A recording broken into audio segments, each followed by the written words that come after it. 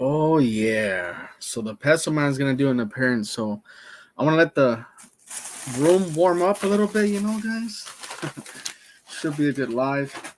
You know, just waiting for him to show up. I think he's having some issues over there where he's at. So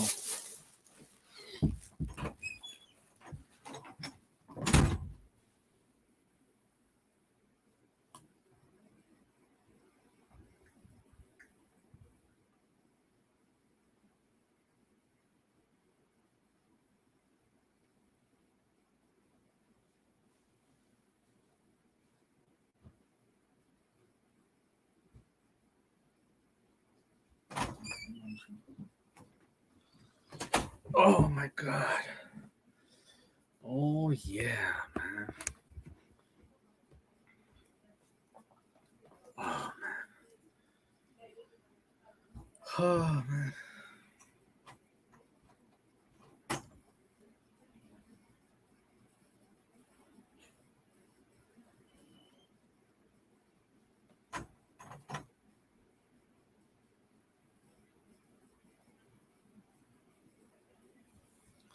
Oh yeah. All right. So today's topic is gonna be about let's see. Um, yeah, so today's topic is gonna be about toxic expats in Colombia. I actually got kicked out of a group the other day. And I'm gonna be talking about what happened and what I have seen. Very interesting, like what happened with that group. I don't know why they put me in that stupid group, anyways, because I only knew one of the guys. But very, very interesting. And I want to rereading some of the comments that some of the guys told me in that group because I just thought it was crazy, like what they were saying. And so it has a lot to do with what's going on in the state of Colombia. I think the recklessness, but now I could show you what some of these people, what can I say, are talking about is it's really messed up. It's just you could say it's reckless, you could say it's suicidal, you could say it's kamikaze, you could say it's dumb, but at the end of the day, it's just people that just don't. I don't even know what to say. Like, yeah, I'm not going to Colombia for a while, but I just if I do go back, I'm definitely gonna stay away from these guys. I just don't, you know. Hold on, give me a minute, guys. I'm eating right now, so that's why I'm not putting the camera on me because I don't want you to see me eating. Give me a minute.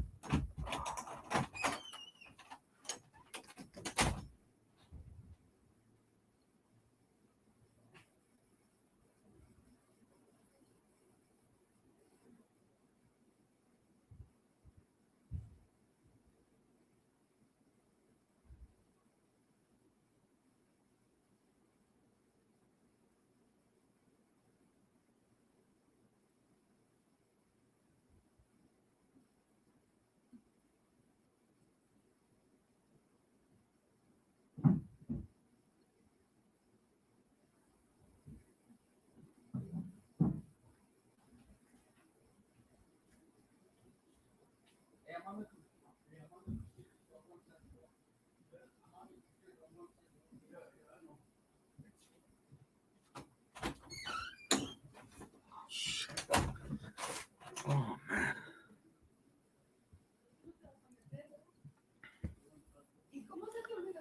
Hey, what's going on, Peso man? Hold on. All right, the Peso man's on, but I guess he muted the mic. Shit, I'm eating a taco right now. Damn. Oh man, I'm hungry. I haven't eaten nothing all day. Shit. What did I eat? Oh, man. Oh yeah. The pet. What? Yeah, what's up? What's up, man? Hey, how can you change your picture? You don't have the Colombian one. What? Oh, I don't have a Colombian squirrel. Yeah, yeah, yeah. Yeah. I don't know, man. It's just it's the it's the app. Sometimes it switches to this one. I tried to switch it, but I'm on my phone, so I'm not on my computer. So Yeah, yeah, I I don't feel know you. why. I feel you. Hey, but before we get into like the serious topics or whatever, I have some questions about South Africa because I want to visit not this year but next year. Um, is it expensive to stay there long term? Maybe like 2 or 3 months. What are you talking about in Africa? Yeah, South Africa though. I know. Yeah, yeah. Let me tell you something. Uh, hold on hold on 1 second. I had to sneeze. Let me say this. For all these guys that talk about Africa, they full of shit. All right. Okay. I don't know why I keep sneezing. But they're full of shit. It's expensive. Hold on. Can you hear me? Yeah, yeah, a little bit. Yeah, yeah. Okay. Yeah. Let me take off these headphones. Yeah. Hold on 1 second. Let me turn off. Hold on.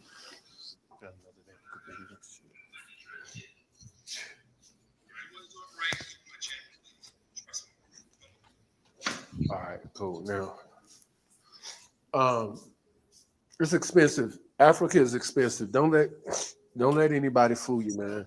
I'm an accountant. I understand the value of a dollar. I'm good with money. I'm good with saving money, managing money. Hmm. Um, and it's expensive here. I'm not a cheap person. I'm a frugal person, but I'm not a cheap person.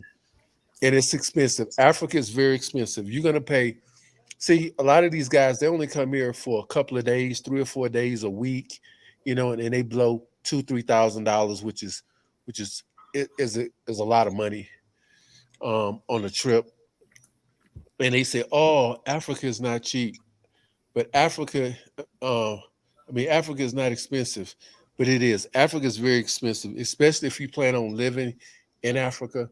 Everything, a lot of times, a lot of the stuff is double the price.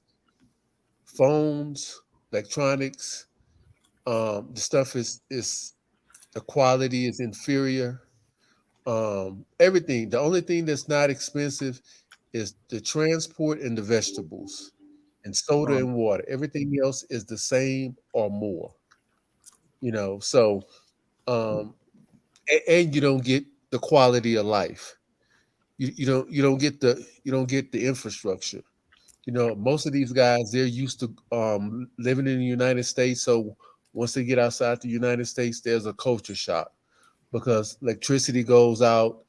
Um, a lot of different things, red tape. If you're trying to do stuff in the city, it's just you just gotta. It's a lot of extra steps you have to take to be able to get stuff. In Africa, a lot of times, depending on what country you are, there's no addresses, so you can't find places. The Google Maps doesn't work. I mean, it's a whole bunch of stuff. yeah. So if you plan on coming to Africa, you better expect all that. Now, South Yeah. Africa is a little different. South Africa is more Americanized. It looks just like America. Nice roads, freeways, everything. The only problem here is it's highly dangerous, very, very dangerous. I'm Yeah, gonna have a that's what I lot of saw. videos. That their city is like one of their cities is in the top 25 most dangerous cities in the world the other day. Well, a couple of their cities are very dangerous, but I got a lot of footage, and I'm gonna be showing you how dangerous South Africa is. Very dangerous. I'm also gonna be doing a video on self protection, on carrying a weapon with you, and all that other stuff too, when you're traveling, because I think it's very important to be armed.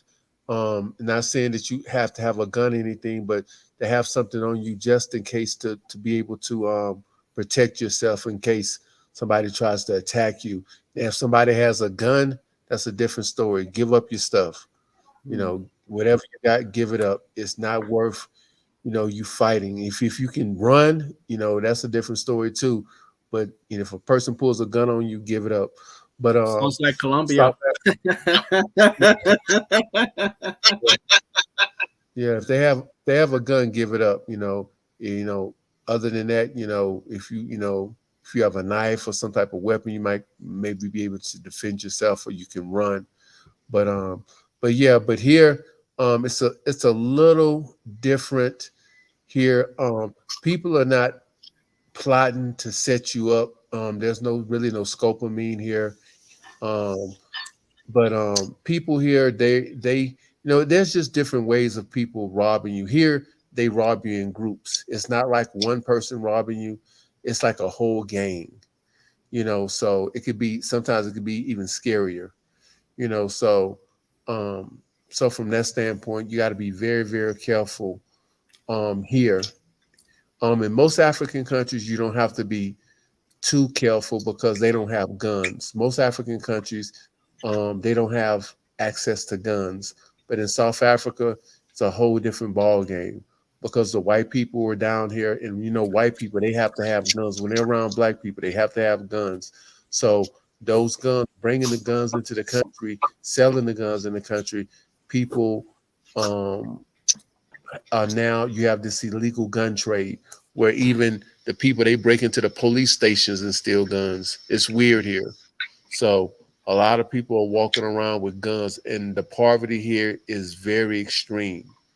In certain areas, you got people driving Mercedes, BMWs, and then you got people that are just dirt poor. They're living hand to mouth. And it's a lot of young guys out here, a lot of youth that don't have jobs. And the majority of your crimes, in most instances, especially when you're talking about black people, they're probably going to be your youth, anywhere between 14 and 40. Those are going to be the guys that's going to be out here getting it in, so to speak. Yeah, well, I heard about the. I was gonna ask you about the women. I heard they're kind of stuck up over there. Like they kind of have like the Western mentality in South Africa. Yeah, well, who told you that? Well, I've seen it like in the groups. I don't know from first hand. That's why I'm Yeah, asking. I can. Well, the reason why I asked you is just I just want to know who said it. Well, I'll be doing a video on that too. I'm still somewhat doing my research, but from the from what I've learned so far is that yeah, it's very westernized here, and this is what people have to understand. The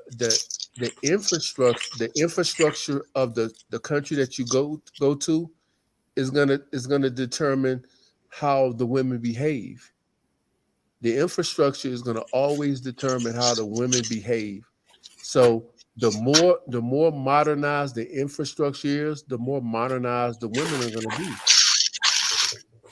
You know, which is a good thing and a bad thing, depending on how you look at it.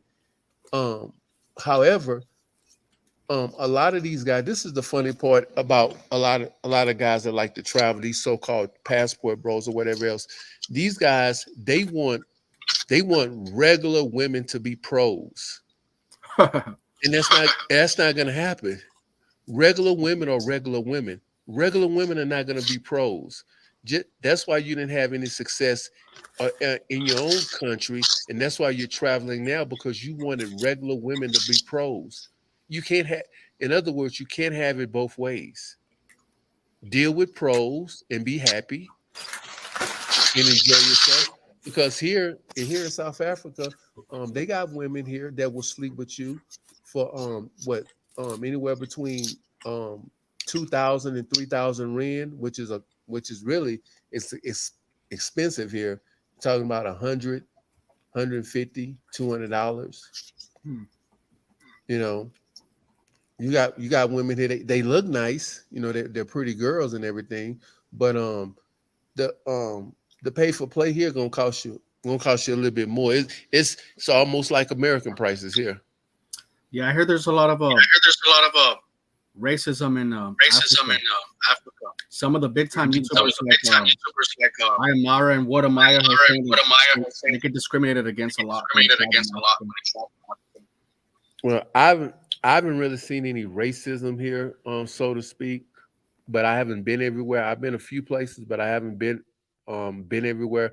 So I don't know about racism. Is they talking about racism as far as the whites against the blacks, or I haven't. Excuse me. I haven't seen any racism. And you got to understand those YouTubers. A lot of times they they have their own agenda, so they're trying to get clicks and views and likes and stuff like that. So maybe they're kind of spinning and twisting the narrative, so to speak. But I haven't seen any quote unquote racism, and I don't see how they really see racism if they only stay in the city for a week, 2 weeks, or something like that. I'm not gonna say it's impossible, but how are you gonna experience racism within 2 weeks and then determine that it's racism? Yeah, I mean, I don't know. Just I mean, those I don't guys are know. like Those guys are like big time, so I just figured big you time, might. so I just figured you might need to. Yeah. I wouldn't buy. You know, you got to take what these YouTubers say a lot of times with a grain of salt. And I'm not saying that it's not racist. It's racism everywhere. When you have when you have two groups of different types of people living in the same area, there's going to be some type of form of discrimination and stuff like that. But it's not going to be pervasive. It's going to be in small pockets. And all I'm saying is that, for the most part, how were they able to determine, unless they were talking to individuals that lived there, and the individuals told them, yeah, it's racism here. This is what happened to me, X, Y, and Z. Then I can understand. But as far as them being discriminated or whatever else, not saying that it didn't happen, but I think they might be over exaggerating, if you ask me. All right. All right. So So Elvis Garcia says Elvis Garcia says, you can say that the world is ending in Colombia, but many will find an excuse to continue paying to play in Colombia. Hmm.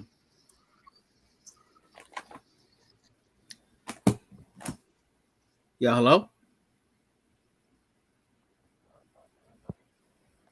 Oh man, I wonder what's happening with the thing. I can't hear nothing. Give me a minute, because the audio is really shitty as right now. Yeah. Hey, let me say this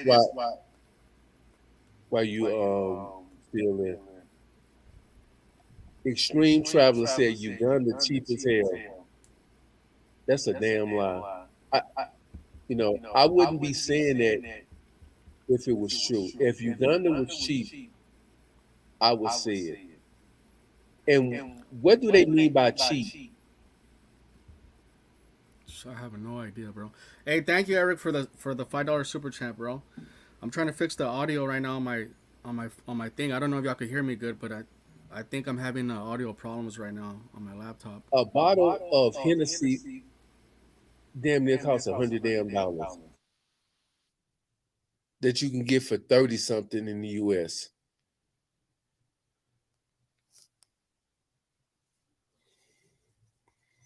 All right, A bottle of Hennessy. can you hear me better, guys, or is it still echoing? It's echoing.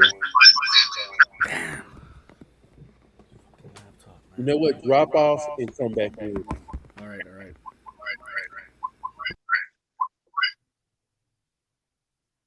Jesus. Extreme Traveler, guy.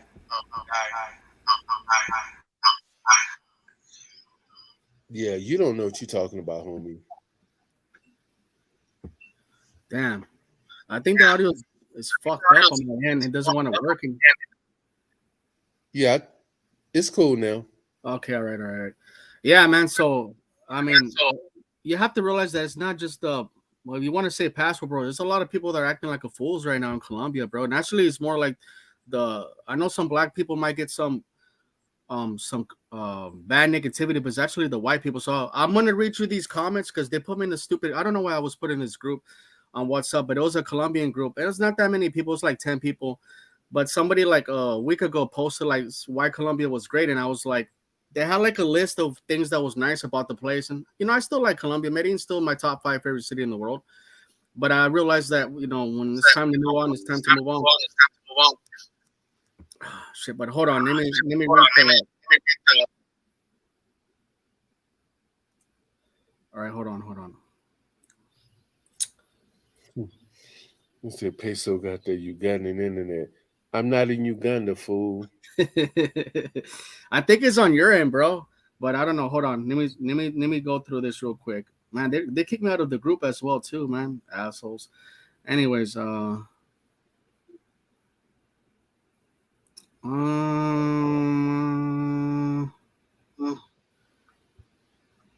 when I said it was like really dangerous, you got the guys that are these are Mongols, honestly, right? They're not really like expats, But I said this: Colombia is great, but that's not like it's hot right now. They're drinking gringos almost every day now in Colombia. They found one dead 2 days ago in his apartment. That's what I said. And so here, when you say stuff like that, some of those guys immediately get pissed off. So this is what one of them told me. Dude, per capita, more people dying in your country you live in. Tell everyone Colombia is horrible. More bitches for the rest of us. That's a white guy. From Canada. He's not even from the States. And then he wrote, less Americans from Colombia equals cheaper pussy. As a Canadian, I love hearing you talk like that. I hope many others also stay home. So you see now the fuckery? Those guys are trolling. Yeah. And then he said this. He's like, it's like hanging out with gang members and not expecting to have the odd situation pop off. The risk we all take hanging with hookers. All the violence towards foreigners has to do with the sex trade. No risk, no reward. I know what I'll choose. Yeah, so yeah, these guys don't give a fuck. There you have it. So there you have it. There you have it, man. I don't know what to say to that. That just they said other things. I'm not gonna say everything they said, but it's like, they don't care, man. Like it just I don't know. It becomes dangerous for us because like in the way they become dangerous because people in the barrios they talk between each other. And so when you have a guy that's flouting money or spending money on girls, word got out. And now what's going on is that you have the Venezuelan gangs that have left Venezuela. I don't know if you know that, Peso, man. But they've left Venezuela and they're starting to like flock out through Latin America, especially in Medellin, Colombia, or in Cartagena, because that's where the money's at. And so now they're targeting foreigners and heavy. This is something that's been going on for a long time, but now it's doubled because now you got gangs that are targeting foreigners through Tinder and apps like that. But let me say this. I said this. I called this before. See, everybody knows about Razor Ray's. And probably Razor Ray's probably got his robbery videos and all this stuff, ideas from me. Because I was the first guy to predict exactly what's happening. I did it in 2000. I think it was 2001, right after COVID, because my channel's been up since I think like 2000, August 2001. I'm gonna say 2001 August. So the channel's almost like going on 2 years. But I said it when I did my first Colombian video. I said, watch these guys. What the problem is that the reason why they were having success in Colombia is because the natives wasn't used to passport bros coming over there. So they might see a black guy once or twice or whatever else, and it didn't even, they didn't even notice it. They easily just blend in and blend back out. So they came in, had a good time, and left. But what I said is that eventually when they start coming down there in droves, the natives are going to start taking notice. And what they're going to do is that they're going to see, oh, these guys are coming down here for women. These guys are spending money. And that's when the robbery is going to start. And I said this. Then I also said, and I've said it in several of my videos, and I'm saying it now, it's only going to get worse. It's only going to get worse. I agree. But you got to realize that guys live in the fantasy, and like these guys don't care, bro. Like, I mean, in the messages, they tell you that they don't care. So what do you do with a group of people that don't care? Well, just let them fall on their head. Yeah, but that's the thing. They fuck up other people like that. I don't know. You heard about that Asian American that was killed in Colombia a few months ago, and he's a good dude. He wasn't a monger or nothing, and they threw his body. Like, I have issues with Colombians right now because I don't know. You heard about that DJ they murdered about 2 weeks ago? Yeah. The, So right now, white guy, Colombians are the white guy pissed stabbed him. off, bro. Pissed off. And I've actually got a few complaints. Like I was supposed to, not gonna lie, I was supposed to fly maybe a girl up to Mexico this summer, and then she said no. And I brought up the DJ stuff. She's like, yeah, y'all are possessive, and like this. She started like going on a rant, and I was like, god damn. And she wasn't even from Medellin. She was from, and you know what? This girl herself had got drugged like by her own best friend.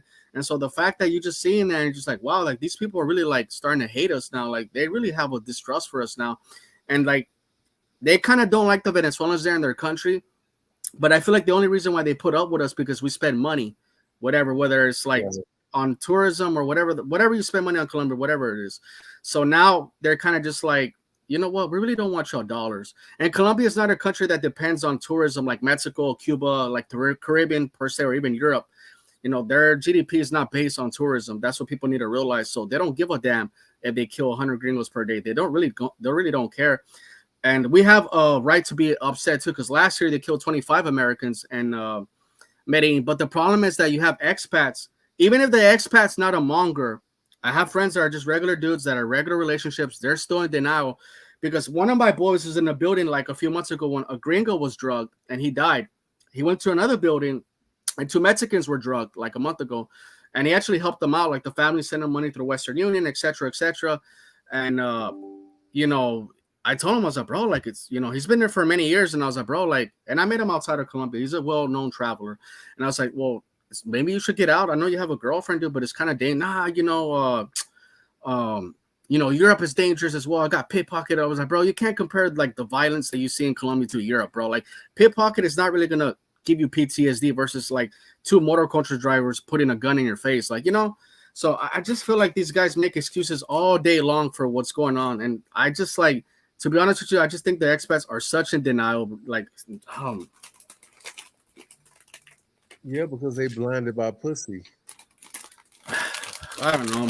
I don't know what. If somebody could figure it out, they could come on my channel and explain it to me. Because I don't know. Maybe. They're maybe. blinded. Yeah, I don't know. Look, I'll rate this guy's comments. I don't get why many expats kissed ass Colombians so much. They try to act like they're more Colombians than the real Colombians. Yeah, bro, I agree with that.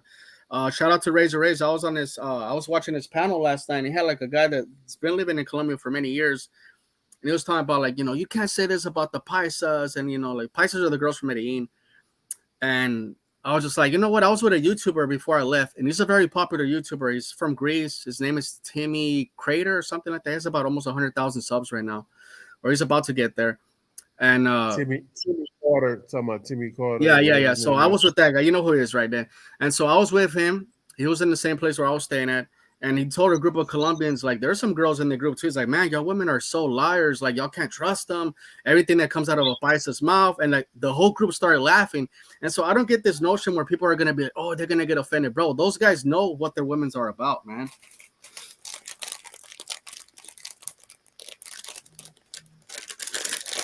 Get this candy open and shit, man.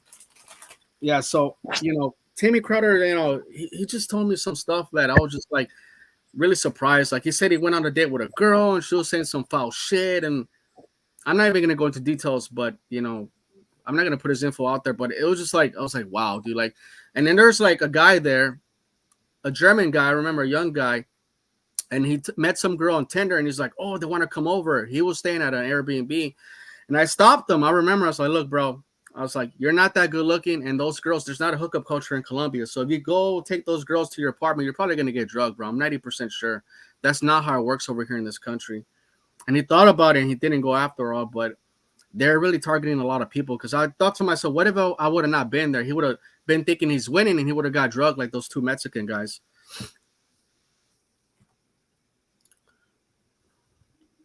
Let me see. Hello? Amir. Okay, what do you think about that? About the guys being drugged? Yep. It's everybody getting targeted right now. Passport board, white guys from Europe, everybody. I told you once, I'll say it again. I said it's only gonna get worse because now that these guys know what you down there for. You're down there for women. When you're traveling for women, that is that puts you in a very vulnerable position. I've explained this once before, because you're not thinking about being robbed, you're not thinking about being drugged or anything. All you're thinking about is smashing. And when you're out here looking for women, a lot of times you can run into the wrong woman and she can get you set up, robbed, and killed. So So these guys need to these guys need to What's going on, Mark Lowe? How's Medellin treating you, bro? what's the deal? Y'all know it's always treating me good, man. But can you hear me? Yeah, I can hear you good, bro. I bet. Shit, man.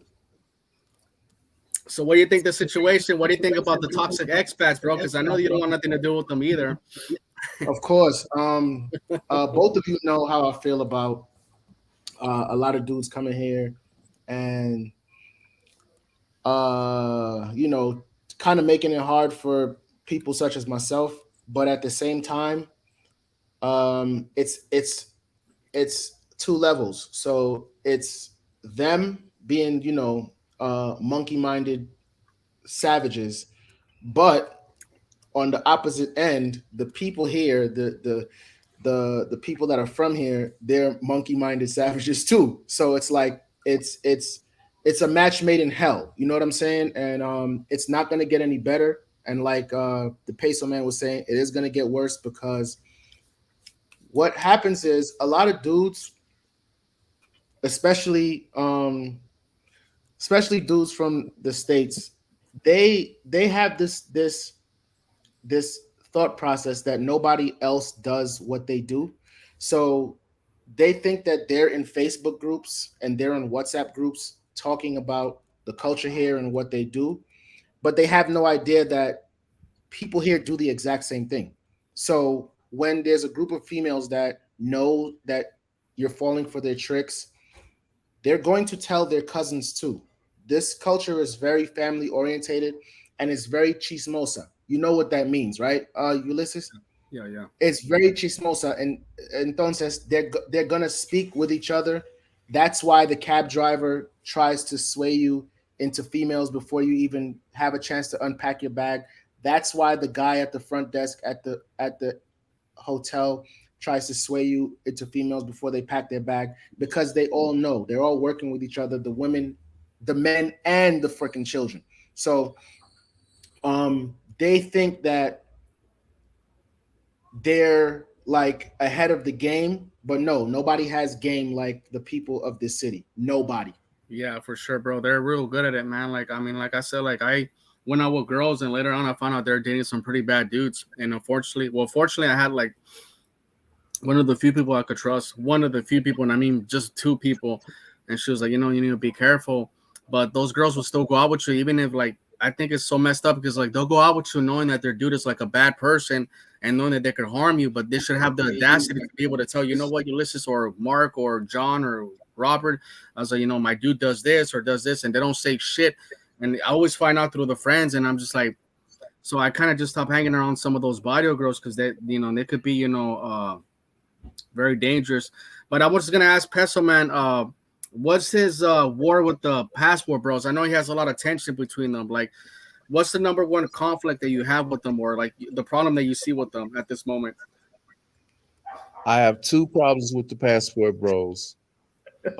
They're running a fake narrative, talking about women overseas are better than women in the States, which is not true. Women are the same everywhere. They're the same every single place. I've had women, I've had a woman rob me before. I've had women lie on me. I've had women try to finesse me, the whole 9 yards. Hey, right here in South Africa, one of the first days I was here, a woman tried to finesse me. So women are the same all over. You have real nice, sweet women, and then you have the bad apples.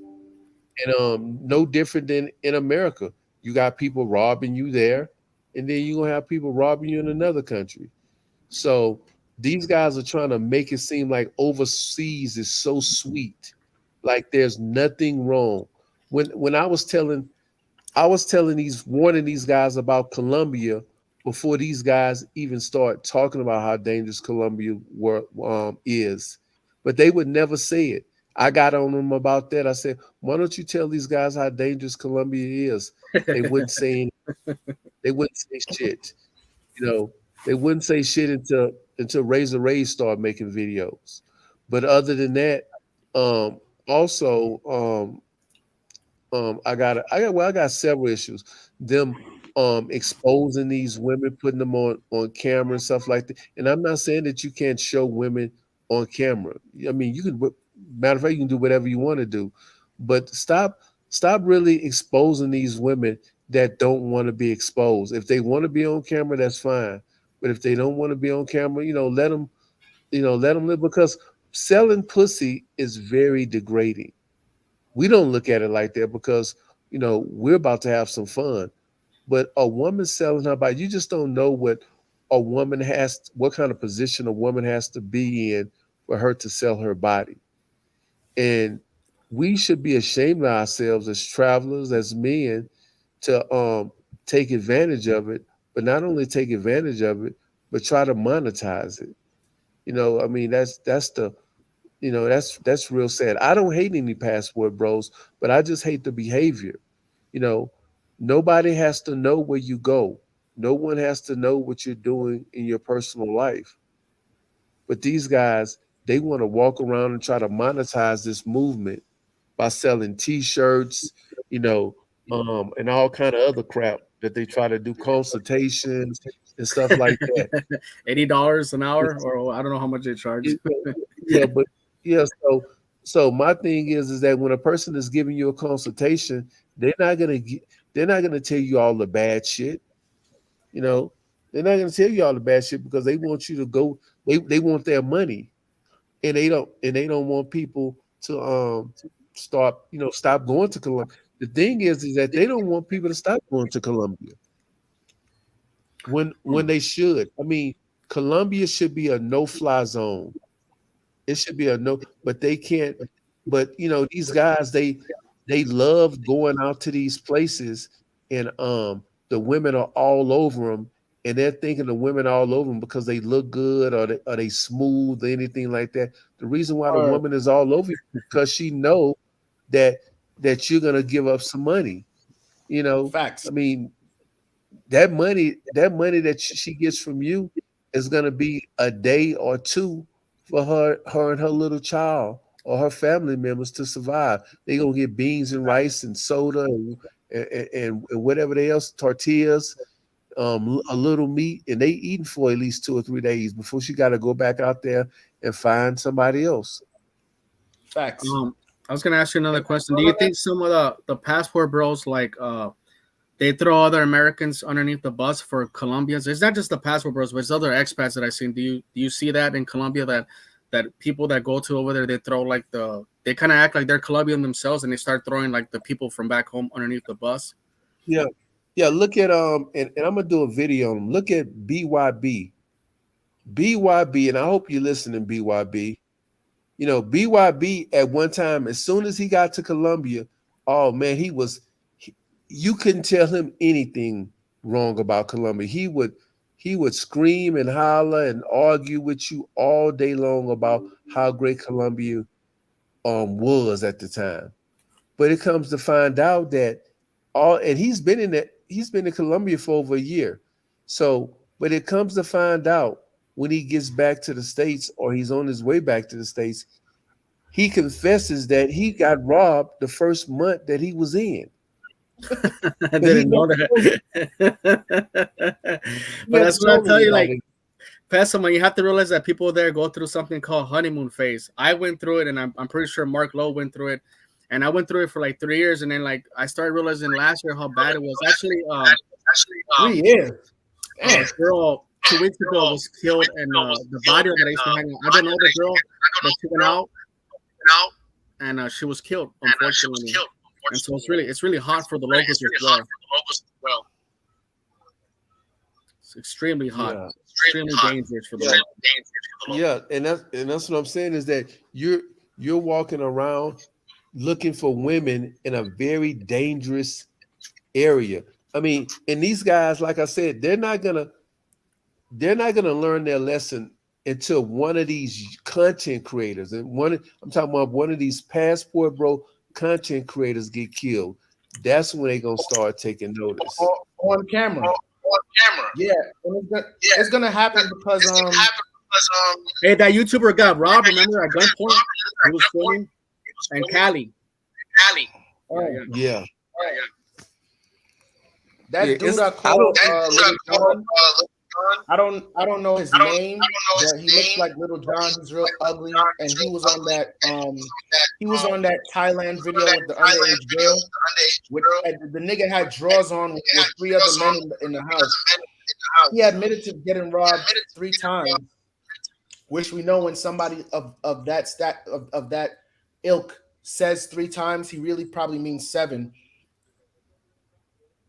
Until something like that happens to one of those dudes, like Peso Man was saying, that's the only time these dudes are going to learn. And it is going to happen because, again, it's not getting any better. It's getting hotter, bro. And as much as them dudes like to huddle up and make plays and then broadcast everything, so do the people here. They're also letting their constituents know, yes, they fall for the scopolamine. And there's another one too. It's not scopolamine, but it's like, and they could there's no drug that you can't get from the pharmacy here. You know what I'm saying? There's no prescriptions whatsoever. So it's like a little liquid that's basically a sleeping pill. They're using that too. So if you think Maria is not going to go tell Consuela that it's working on these dumbass gringos, you have another thing coming. So as much as they're broadcasting their their rise to glory that they didn't have in high school, that they didn't have in college, now all of a sudden they're trying to look like they're playboys when they're just paying for women.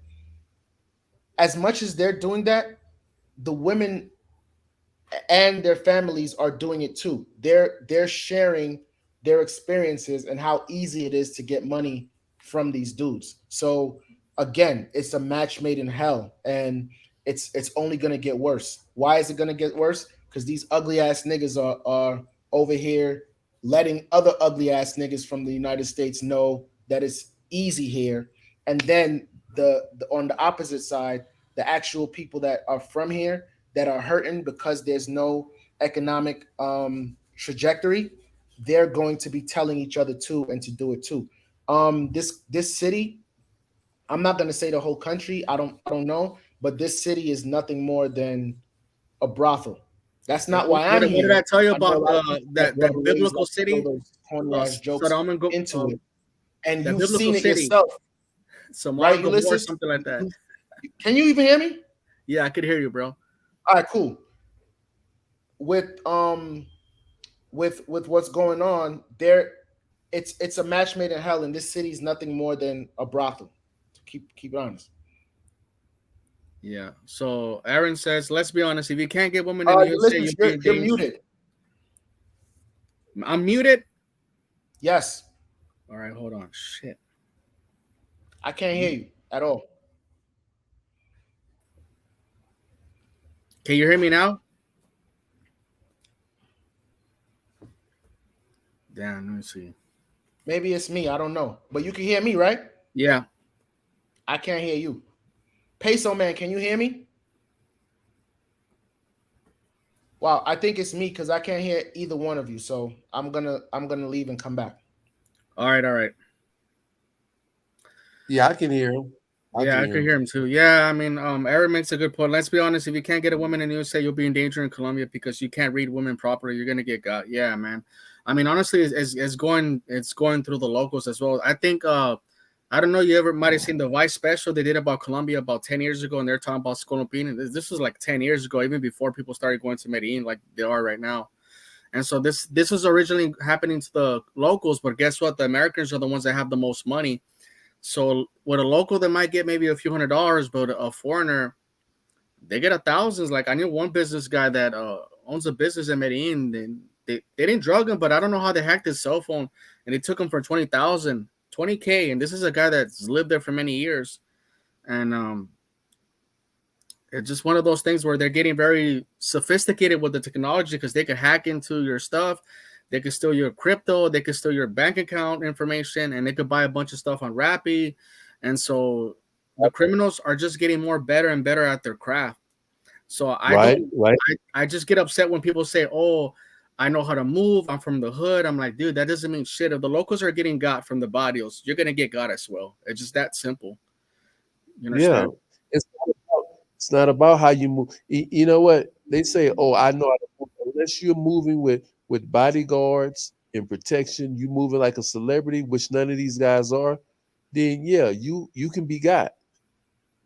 You can easily be got. And like I said once before, I knew where this was going because I knew that most of the guys that were going over to these to sleep with these hookers were goofies.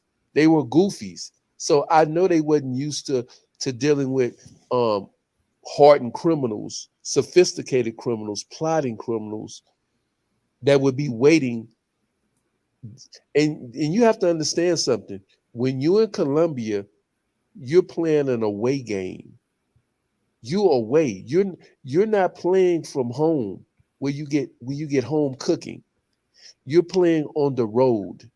And the referees normally are going to be rooting or making calls for the home team.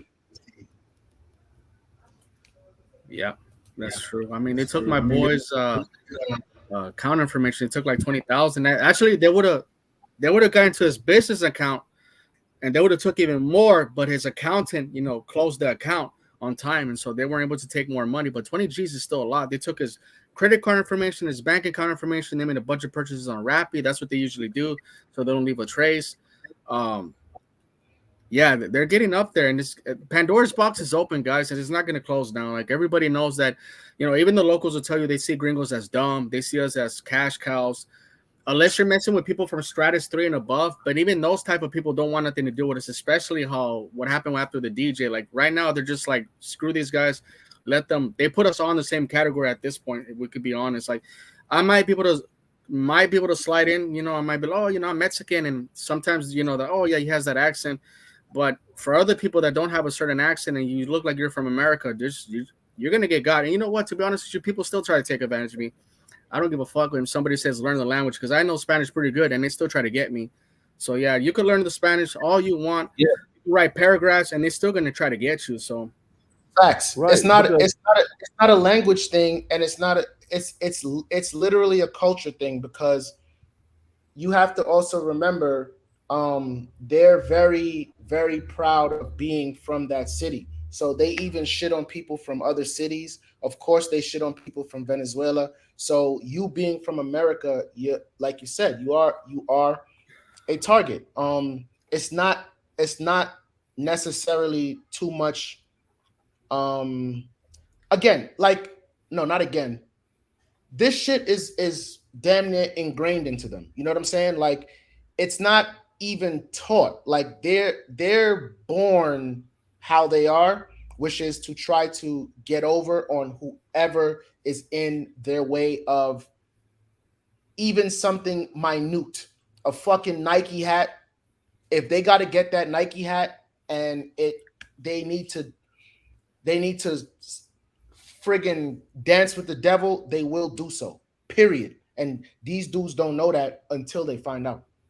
yeah, I mean, I think Razor Ray, shout out to Razor Rays. I think he's watching. I think he had a video, put an audio of some girl saying, I think she's from Cali. She does tour guides, and she was saying, y'all are not even that liked here. And I've been telling people for a long time, like once I opened my eyes, I was like, bro, they really don't want us there. Like most of them have a huge distrust for us. And like a lot of them see us as sex tours. Even if you're not doing that, even if you're living like in a small town of a population of 1,000 people, like they're still going to put you in that same category because you're a gringo. And that's all they see. Like, and it's all types of people doing it. I'm not going to say a specific color of people. I see like, I think Mark, you might have known about a year ago, that guy from Holland that was walking around with that girl in Poblado, like she was wearing lingerie and he had her like on the leash and paquilletes and he was just walking around and it went viral. All the Colombians see that. I don't know about none of that lame shit, homie. To be honest with you, I don't know these niggas. I don't No, hang no. around What these. the video went viral. It went viral. I don't, Like, I don't, yeah, I don't watch them. I don't watch those videos. I'm gonna keep it real with you. yeah. Well, it went Like viral. Peso Man said earlier that these dudes are goofies. Yes, absolutely they are. I would say 97% of them are. I've seen them with my own eyes. I seen that dude BMT travels with my own two eyes. One day I was going to get donuts in a donut shop that I like, and it just so happened to be in Parquejeras. I have no other choice. I don't like going down there, but the donut shop is a donut shop that I like, and it's American style donuts. It's not Colombian donuts, which I don't like. And I seen that dude, and he literally looked like one of my diabetic aunts, man. Like he has like a two-layer stomach. You know when you have a stomach here and then you have like the fupa pouch that women be having? He got that. He has no leg definition, so his leg looks like one big, like one long cinnamon roll. You know when your knee matches your ankle? You know them fat dudes when you know like your grandmother, man. You know how your grandmother has the knee and it's symmetrical down to her ankle. He looks just like that. And I'm saying this is the dude that people are sending money to give them advice on women. I was like, my mind was blown because dude looks like Humpty Dumpty. So I'm just like, yeah, the guys that will actually sit down and listen to somebody like that, that will give them their attention and their monetary gains, they're just as goofy as him. He just figured out a way to say, okay, I'll just take advantage of some of the same goofies that are in my social status. But 97% of the dudes, yes, they are sex tourists. Yes, they are lame. Yes, they are goofy. And they think that their lameness does not show because they're speaking a different language or they come from a different culture. No, no, no, no, no, buddy. They know that you're lame. And how do I know? They tell me. You know what I'm saying? I know that they know that you're fucking lame. But, they never learn until it's their turn. So Elvis says, guys, your thoughts on what Flip Flop said about Sasua's girls? I think he got us some extra Genesis. I don't know. I don't really. I mean, I heard what he said, but to me, it's just like I said, I'm not really a Sasua person, or not. I've only went there and I stayed there one day. Actually, one of my first videos I did was Sasua Truth.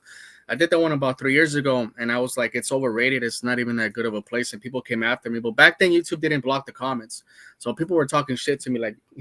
They're like, and I was like, well, I was there for a day and a half, and I was like, I didn't see nothing special about the place. I'm like, whatever, but whatever you like is whatever you're into. Like, I don't care, man. Like, what you do behind the closed doors is none of my business. But I was just barely starting that time, and I just said what I thought. I felt like it was an overrated place, like. But yeah, I got some heat off of it, but I don't know. I didn't really pay too much attention to what Flip Flop say. I don't, mess with DR that much anymore. I could say maybe he got into some issues. I think some guys rolled up on him, and Razor Rays covered it pretty well. So I'm not gonna get into those details, but I know that Dominicans are nationalists, and I know that they protect each other, and they're gonna gain up on you when it comes to somebody outside the country. I will say that, and that's to anybody. They love their country. They're very nationalist. I actually knew a YouTuber, a Venezuelan girl, that made a video a few years ago in Santiago, and I met her in person. She was cool, and she did two videos. One called "5 Things I Like About DR" and "5 Things I Don't Like." But she didn't even say anything bad about the things. I think she said something about the taxis or something of that nature, but just things that even the Dominicans don't like. But her video went viral over there, and like they started cussing her out in the comments, get the hell out. And even the Venezuelans were like, please erase this video, take it down.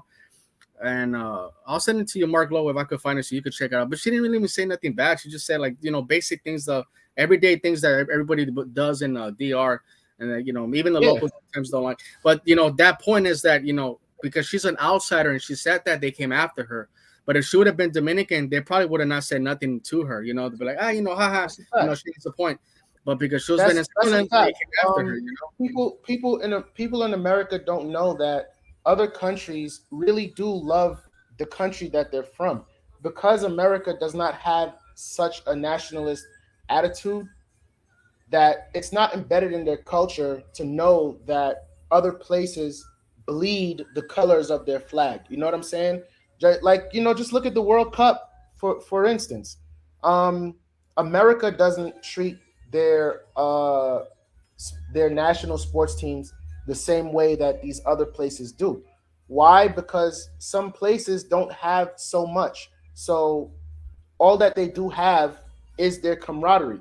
So you can't go around talking about or putting a country in a box when you're not from there, and you're kind of like moving around over there. That's not going to be good for you. A lot of people are going to say, no. I seen one person say, oh, he's been there for so long. I think you told me that, Ulysses, because again, I don't know these niggas and I don't look at these things. So I think you told me that he's been there for so long that nothing's going to happen to him. That's what you think. That's what you think. Yeah. Well, I think it's like see no evil, hear no evil, there's no evil. You know, like it's because like even when the guys see bad things, and like almost everybody I know in Colombia has been robbed already at this point. Sometimes violently, sometimes not. Not me. No. Well, I've been stolen I'm talking from. about locals. I'm talking about locals. Oh, Locals. okay, Like, I've been stolen from, but not robbed. well, I I've got been robbed stolen. finally after like 4 years. You know, they pickpocketed me or whatever. But I was Yeah, I pissed. mean, I guess that you could say that's also being stolen from, Yeah, because I didn't get pickpocketed, but I got my property was taken when my back was turned. So, I yeah, mean, yeah. Uh, I just think the situation's just out of control already. There's not gonna go no going back anymore. And I think more and more people that are filming over there, blogging, are not really. I think 90% of the people are not really telling you what's the truth of going on, how really the culture is. They do have that culture of interest in Medellin of getting to the money no matter what. They'll do whatever they can to get it. Um, part of it also is shame. Part of it also is shame. Like, if you know these types of dudes, right? Like, again, I'm gonna agree with Peso Man, even though me and Peso Man we were beefing months prior, but that was only because we were kind of just trolling each other back and forth. But it was never anything serious. If you know these dudes and you know how goofy they are, they're going to downplay anything to make to either soften the blow or make it look like they don't take any L's. You know what I'm saying? I can be on this live stream and I can say I've taken some L's. I haven't taken the type of L's that they've taken as far as being drugged and robbed and all that type of stuff. My L's, of course, are, you might take a woman out and not um, finish the deal at the end of the night. Those are the types of L's that I've taken. And again, I got my stuff stolen from me when I was working out in the park. But with them, it was like there was this viral video of this dude where they confronted the females that drugged them. It was one fat dude. He was like fat and bald or whatever. And in the video, he looked at the camera and said, "I don't pay for women." He's lying. He's lying. I would tell him to his face that he's lying, because just looking at the type of person that he is, looking at the type of dude that he is, and looking at the type of measures that they had to go to get these girls in order to get drugged and robbed. Oh, yes, you are paying. You're paying for vagina, but they're going to try to make it look to other guys that aren't traveling or haven't been there before, or is on their way to getting their passport and getting their tickets and stuff. They want those guys to look at them as heroes, because again, in junior high schools they were lame, in high school they were lame, in college they were lame. So now they have the opportunity to go somewhere else where a little bit can take you a long way, and it goes to their head, and they finally get a chance to be the hero that they never were. That is the exact story. Can you hear me, guys? yeah. All right, what's going on, everybody in the panel? What's up, Ulysses. What's up, Mark Lowe? What's up, Peso, man? Yeah. Colombia is hot right now. I recommend not people to go to Colombia right now. That place is hot. I do not advise people to go there. I mean, because if you go there, the chances of you being robbed, killed, drugged is significantly way higher, man. Like Facts. Colombia, just South America right now is hot right now, man. Everywhere Latin America is hot, bro. People are getting robbed. Yeah, are yeah, getting yeah. robbed I in would, DR as well, dude. same in Peru. When I just got back from over there, it was riots that was going on, protests that was going on, a lot of different aspects. I just only suggest people to, to go to Europe and Asia right now, because those are the only safe places, and those places they already have money, so and the crime is low, so you're not likely as gonna, you're not gonna get robbed. But the thing is, with these guys, their argument is, oh, the coochie is not, it's harder to pull women over there. No, it isn't. As long as you Right. look presentable, you go over there, you're gonna have a good time out there, man. But these cheap places that a lot of these bros are going, South America, yeah, it's cheap, but at the same time, it's coming with costs in other aspect, which is the safety aspect. When you go to Europe, when you go to Asia, yeah, it's expensive, but you paying for the safety. You paying for the safety aspect of it. So it's like either way, you're gonna pay. But like Colombia right now is hot. Guys that keep getting drugged, guys keep getting robbed, and you're not learning from these people. You're not learning from what other people happen to them. I mean, so but Yeah, 4 Americans got kidnapped in Mexico yesterday, I believe, too. Yeah, but Mexico is like, here's the thing with Mexico. I've been there. It's safe for the most part. It's safe, way safer than Colombia, but they don't mess with tourists a lot. It's not a common thing. It's not a common thing. And you believe it or not, Mexico falls in the top 10 in the world most visited places. A lot of people, if you go to the Tulum area, the Cancun, Quantaru, a lot of people from all around the world go over there. You got Australians, you got British, you got New Zealand, people all around the world just go over there, to have fun, and of course the government is going to invest a lot of money just to protect those areas, But right now, the way the situation in Colombia is looking like, they need to do what the El Salvador president did, where he significantly enrolled in his crime rate in that whole country. And now El Salvador is safe over there, man. So, hey, have you seen the Twitter beef between the two presidents, the Colombian president? I seen it between the. Hey, but you see the comments. The Colombians are saying they want that president. They're sick of that shit as well, bro. Hey, look, if Colombia tackled their crime, bro, Colombia would be the most visited place in the world, because Colombia is beautiful, man. Like the rainforest, Amazon. They got the ocean and everything. They got the Amazon rainforest. Medellin is like just being in the middle of the jungle. It's sitting in the middle of the jungle. If Colombia fixed their crime, man, that place is really gonna be popping. But the thing is, like, it's a no-go for me right now. I've been there twice, had a good time, but I just cannot see myself going over there, man. Which is why right now I'm team Asia and Europe right now, man. But Peso, man, what's going on, bro? You in South Africa? Peso, man, do you have an NFL roster in South Africa yet, or you're building your roster right now as you speak? Peso, man, you in South Africa? He went to sleep. But okay, so hey, Peso, man, we seen the big booties in Africa, man, especially in South Africa. I see them receipts, man. Yeah, there's the bodies are crazy here. The bodies are crazy. Is it more crazier than Uganda? Way more. Yeah, I'm shocked too.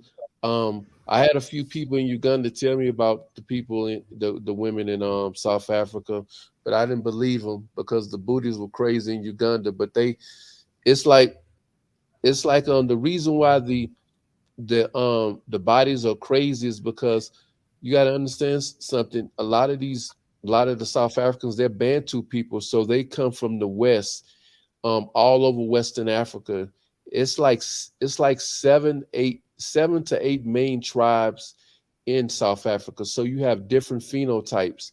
Not only do you have different phenotypes from Africans, you also have the Boers. The Boers came in and were there for at least 100 years. So and then you have the Indians. So you have um, Indian women. You have what is called colored. They don't call them. We call them mixed or half breeds or mulattoes in our country, but they call them coloreds here. I met a girl. I'm gonna try to get her into my content. I don't know if it's gonna work or not. Maybe when I come back down on my next trip, she might get into a contact. But I met a girl, high yellow. She has like gray eyes. Five. She's at least because I'm 6'2", so she's at least 5'9", 5'10", built like a model. Looks like a model. Um, could probably work in in fashion week. I mean, just drop dead gorgeous. I mean, just drop dead gorgeous. She reminds me of a she kind of looks like Alicia Keys. She kind of reminds me of an Alicia Keys a little bit, but drop dead gorgeous. The only knock on her that she doesn't have a crazy body. If she had a crazy body, it would be she would probably be 11 or 12 with y'all guys, how y'all rank women. But as beauty, she's easily a 10 or not nine. I'll give her, you know what, I'll say she a 9.5. But she's gorgeous. So I might go out to lunch with her this week. I'm not sure yet because I don't know what her schedule is because she's a writer. So I don't know what her schedule is. I probably end up talking to her tomorrow. But I'm trying to get into some of my content. And I most definitely will get into some of my content when I come back down. So and you can see what I'm talking about. But you have so many different excuse me. You have so many different phenotypes. You have Hey, so Neon many says, different Neon Shade says, Peso man can't afford South Africa long term. What? food. Let me tell you something. When I'm coming back down here next time, I'm getting an apartment. I'm gonna have an apartment down here. So I'm gonna have an apartment in Uganda, and I'm having an apartment here. So he doesn't know what the fuck he's talking about. These guys are always talking about people are broke and this and that, but these guys are the main guys that are broke. I haven't. You know what? I don't know the last time I've been to the United States. It's been so long. So how in the hell am I broke if I'm able to travel around wherever I want to go? I got so much footage. I got airline reviews coming out that I've made so many videos that I haven't even dropped yet. Hotel reviews, Airbnb reviews, in different countries. So how in the world am I broke? I'm not a millionaire. Never claimed to be one.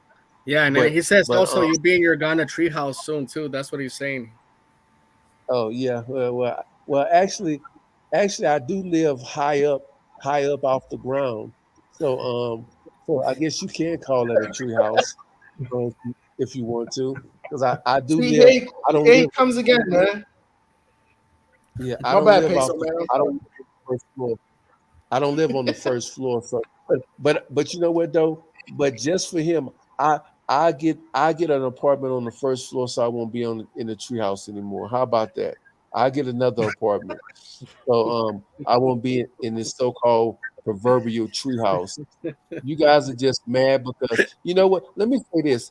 Let me say this. If you guys will come over and start donating to the Peso Man, and you start buying me drones and buying me Starbucks coffee and stuff like that, treat me like a sugar baby, like Austin Holloman. Maybe I might give you some content where some girls, where some big booty girls are walking around, because I can produce. You talking about some true monger? You talking about some true passport, bro? See, y'all don't want me to turn into passport peso. Yeah, y'all don't want passport peso because passport peso will bring you the grimy shit. I can bring you the grimy shit. I can get down. I can bring you the creep cam, the half naked women. All I could bring you all that stuff. But see, you need to start, you need to start buying me drones and Starbucks coffee and all that stuff. You talk, what's that girl name that Austin Holland had? Kate. I can have a Kate too. I can have even a cuter Kate. I can have a I can have a Kate where y'all be drooling. I mean, just drooling. When are we ever gonna talk about anything different other than females, man? Like for real? Yeah, Because they don't on want one, to talk about nothing. They don't want nah, to they talk about don't. nothing else. They don't. They really don't. All that's all that's on their mind. Like, look at Rubber Rays, man. He comes in here, and the first word out of his mouth is scope, and that's like they're just so obsessed with. They're just so obsessed with the culture of what goes on around women. There's nothing else that they talk. Somebody called you Yeah. mummy face. Well, But yeah, they're well, just so it, obsessed with what goes around women. There's nothing else to talk about. Like, like what about business opportunities? You know what I'm saying? What about countries that have different tax laws where you're not gonna get taxed so much? What about places that you can retire? What about places these guys where are not that. they're They, not, they're not. man. They're not.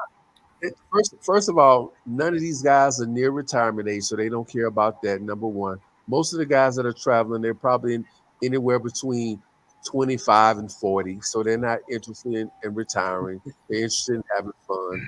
Also, they don't. These guys, these are mostly blue collar guys, or are they working some type of 9 to 5 so they can't live in these countries. And then you have you have the group that they can't travel at all, they're just broke. And there's nothing wrong with there's Yeah, the nothing wrong cheerleaders. with not to afford to travel. But these guys, they're vicariously living through people, and they pick, they pick and choose who they like. And the guys Yeah, that the are that cheerleaders. are That's right. women and showing women a lot. Those are the guys that YouTube, the travel YouTube sector has become a soft version of OnlyFans. That's what it is. It's traveling for OnlyFans. Travel OnlyFans. That's what it is. That's true. Like I said earlier, for those that weren't here, you're absolutely right, Peso man, because they're donating to this dude, BMT Travels. They're buying his T-shirts. They're getting on consultation calls with him, and I'm thinking in my mind, this is the guy telling these dudes what it is to travel or what it is to interact with foreign women. I seen that dude with my two eyes. And like I told you, he looks like I don't know if you dudes remember there was a show Nell Carter. What was that lady named Nell Carter? Yeah, Some give me a some break. aggressive loud talking Give, black woman. give me a Huh? break. Give me a break. Give me a break. That's what That it's called. nigga Give me a looked break.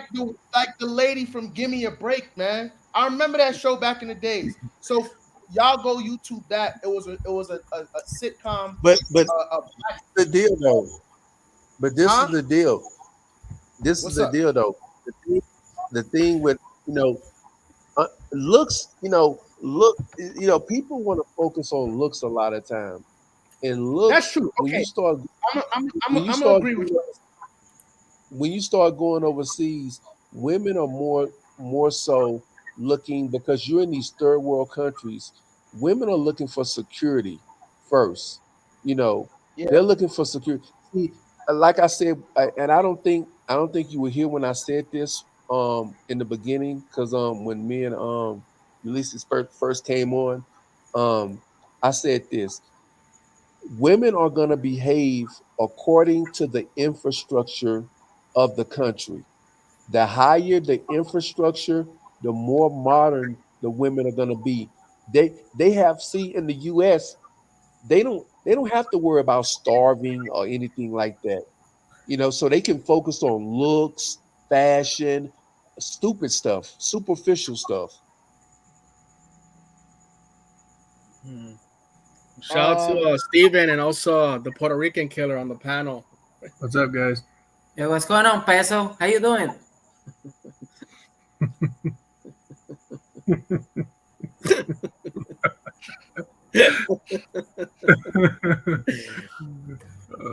Oh man, I kind of feel bad because I thought people were gonna like challenge Peso Man on the panel, but nobody came up. So Yeah, I everybody's don't know what to scared. say, bro. Like I'm sorry I disappointed you, but at least we could talk about real shit. No, we don't have to just smoke people all the time. So. Hey, Ulises, you saw BNT in Brazil. Yeah, I did see him in Brazil. Okay, but tell here in the panel your opinion about him. Come on. Well, when I saw him, I was walking Copacabana, I believe, and I just at the time I didn't even know who it was, but I never talked to him, and I only saw him maybe twice, and just like I said, just glazed at him. I wasn't really paying attention to how he really looked, so there's that. Nah, you being political right now, homie. Because I saw. Why just being? I saw him too. You being political right now because I saw him too. Yeah, I saw him, bro. I don't care, bro. Hey, look, if somebody wants to pay $100, like that's people do dumb shit all the time, and so they want to give money away. There's so much information out there. You don't have to give anybody $80 or whatever. And I'm not pocket watching. I'm not trying to take nobody's business away either. But information is out there, and I feel like if you're a real traveler, you don't have to, do that to people. You could just give that information out. You should be helping people try to make a better life for themselves overseas. And I understand some people could say, well, if you're good at something, never do it for free. Yeah, but I mean, I don't even know what to say. Like, shit. Some guy DM me. Some guy DM'd me the other day, and he was asking me stuff about Colombia. He's like, how much do you charge? And I was like, bro, I'm not going to charge you nothing. I'm not going to answer like a bunch of questions, but just shoot away. And I answered the best of my ability, and that was it. Like, I'm not going to take advantage of a dude and charge him $50 or whatever. So I'm not going to do that. Because they're used to paying for everything, homie. You should have charged them. And for the record, for anybody that saw me on Rubber Razor's podcast before and don't agree with me or don't like me for whatever reason, Ulysses has seen me in person also, and we spent the day. We was chilling for the day.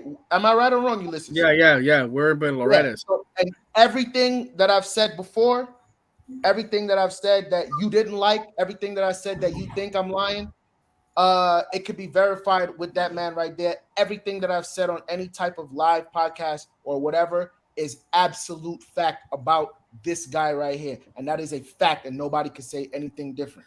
I remember you're coming after Tony, but also Peso Man was coming after Tony Bad, and you know what, bro? Like Tony's a good dude, but he's definitely gonna get got eventually. I hope not. I hope that he makes it through, but it's a really dangerous. I warned him he don't like to listen. These dudes like community vagina. Again, that's on them. But he could go somewhere else and do that. He could go to DR. He could go to Brazil. You have a million fucking options, bro. You don't have to do that in Colombia, bro. It is hot in Colombia. Yeah, it is. It is. But here's the thing. Ulysses. The same way that the word can get around in Colombia, it's going to eventually find its way to DR. It's not as if to say that the people of DR are going to think, oh, we're better than Colombians. It's not to say that the people of Taiwan are going to think, oh, we're better than Colombians. The people of Thailand, the people of Vietnam or Cambodia, wherever they're going now, in one room sharing jacuzzis with each other, you niggas, man, wherever they're going, the word is going to spread, because these things, like these sleeping pills and these sleeping liquids, they're not hard to obtain in any other country. And some of like that girl, man, we all seen the video, that Thailand girl that was looking so uncomfortable with them two gorillas in the room, and I think then for them, she looked so uncomfortable, and they're gonna start to say, like, listen, I don't want to sleep with these dudes anymore. Let me just get let me do what the Colombians are doing and putting them to sleep and getting my prize for the night and keeping it moving. So they think that as much as the word is spreading with them, because first it was all about Colombia. No, first it was all about Dominican Republic, right? Then everybody goes to Colombia. Now everybody's in Thailand. Then next year it's gonna be Cambodia. The year after that is gonna be South America. The year after that, the niggas are gonna start going to wherever they're gonna start going. As much as the word travels within that group or this YouTube community, you know what I'm saying? It's going to travel in other words too. And Rubber Rays, I don't now we didn't play ball. And what's the joke about that? If you ever come in front of me with a basketball, I'm gonna put numbers on you too. And I see you see these dudes, man. Now they're saying we went to dinner, then it's gonna be like these dudes are Satanists, man. Like they cannot the wheels don't turn in their head unless it's speaking about buying cheap women or somebody getting drugged from the All right. Well, shout out to Razor Race. Razor Race, you could pull up if you want to, bro. Like, we're not trolling nobody here, nothing like that, bro. You know. Nah, he already started trolling. That's why he made the basketball comment. I don't think. I mean, Excuse me, Peso. Peso, what is your opinion about Razor Race? Oh no, here we go. Rubber Rays. It's Rubber Rays. Correction. Hey, but you know what, guys? Thailand has been around before even YouTube. Thailand was the first place all the guys went to in the Philippines back in the 70s and 60s in the Vietnam War. So they've been doing it for a long time. I guess that's true. Yeah, because we've heard about that since all these places were sex tourism havens. You guys are just finally figuring it out because of YouTube. A lot of people are putting this stuff on YouTube. As far as Razor Rays then found his niche. Razor Rays is the Wendy Williams of reporting Colombian crimes. That's what he does. Oh my God. He reports all the robberies now. He's the robbery queen. That's what he does now. He reports all because remember, Razor Rays was telling you guys to go to Colombia. He was telling you to go to Medellin, Cartagena. He was telling you to go to all these places. He was telling you to go to all of them. But all of a sudden now he wants to switch up because it's profitable, after all these guys being robbed and stuff. Now he wants to. Razor Rays is a vulture. He's a travel bro vulture. Whatever's popular or hot, he's gonna hop on it. That's what he does. And he's doing it all from the basement. Like, these dudes are so dumb. They're so stupid. They're giving Rubber Rays all their money to give them travel information and news, yet he's doing it in America. It's not as if he's doing it on the balcony in Cartagena with his cervezas and beer. He's not doing it on the balcony in Cartagena. He's doing it right in Brooklyn.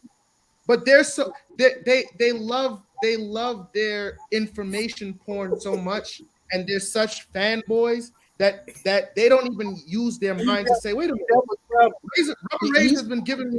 Rubber Rays have been giving me travel information for a full year, yet he hasn't gone anywhere. Yeah, that's what I'm saying.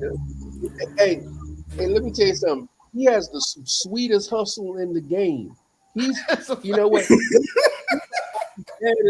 Hey, him and Jay Rillo they make a hell of a team. They make a hell of a team. Him and Jay Rillo, they are the passport Pookie powerhouse. They are the passport Pookie powerhouse twins. Yeah, the passport Creflo Dollar, man. Him and Jay Rillo is a 1-2 punch. I mean, these guys. But you know what? He's probably worse than Jay Rillo because at least Jay Rillo is starting to get out of the country. But yeah, and let me say this: Razor Rays. This is the funny part. Razor Rays is making enough money where he could take at least a couple of trips. Razor Ray has to be making a couple of $1,000s a month off of YouTube alone with videos, donations, super cash. he got to be in. He's making at least a couple of $1,000 a month, and he has yet to go anywhere. The guy doesn't Word. go anywhere, and he's Niggas are getting money dumb. from giving his fool money, and he doesn't go anywhere. Nope. That's That's a the fact, man. fucking point. How y'all don't support a damn travel channel and the motherfucker never go anywhere? Yeah. And that niggas are dumb. Yeah, they dumb as hell. But see, but what's the catch that they like? They like they like living. They like that hooker talk, that monger talk. They like that fantasy monger talk. And Razor Ray's, he's created a fantasy. He's created this Colombian fantasy because all these guys, all they dream about is going to Colombia and getting that chocolate flavored scope.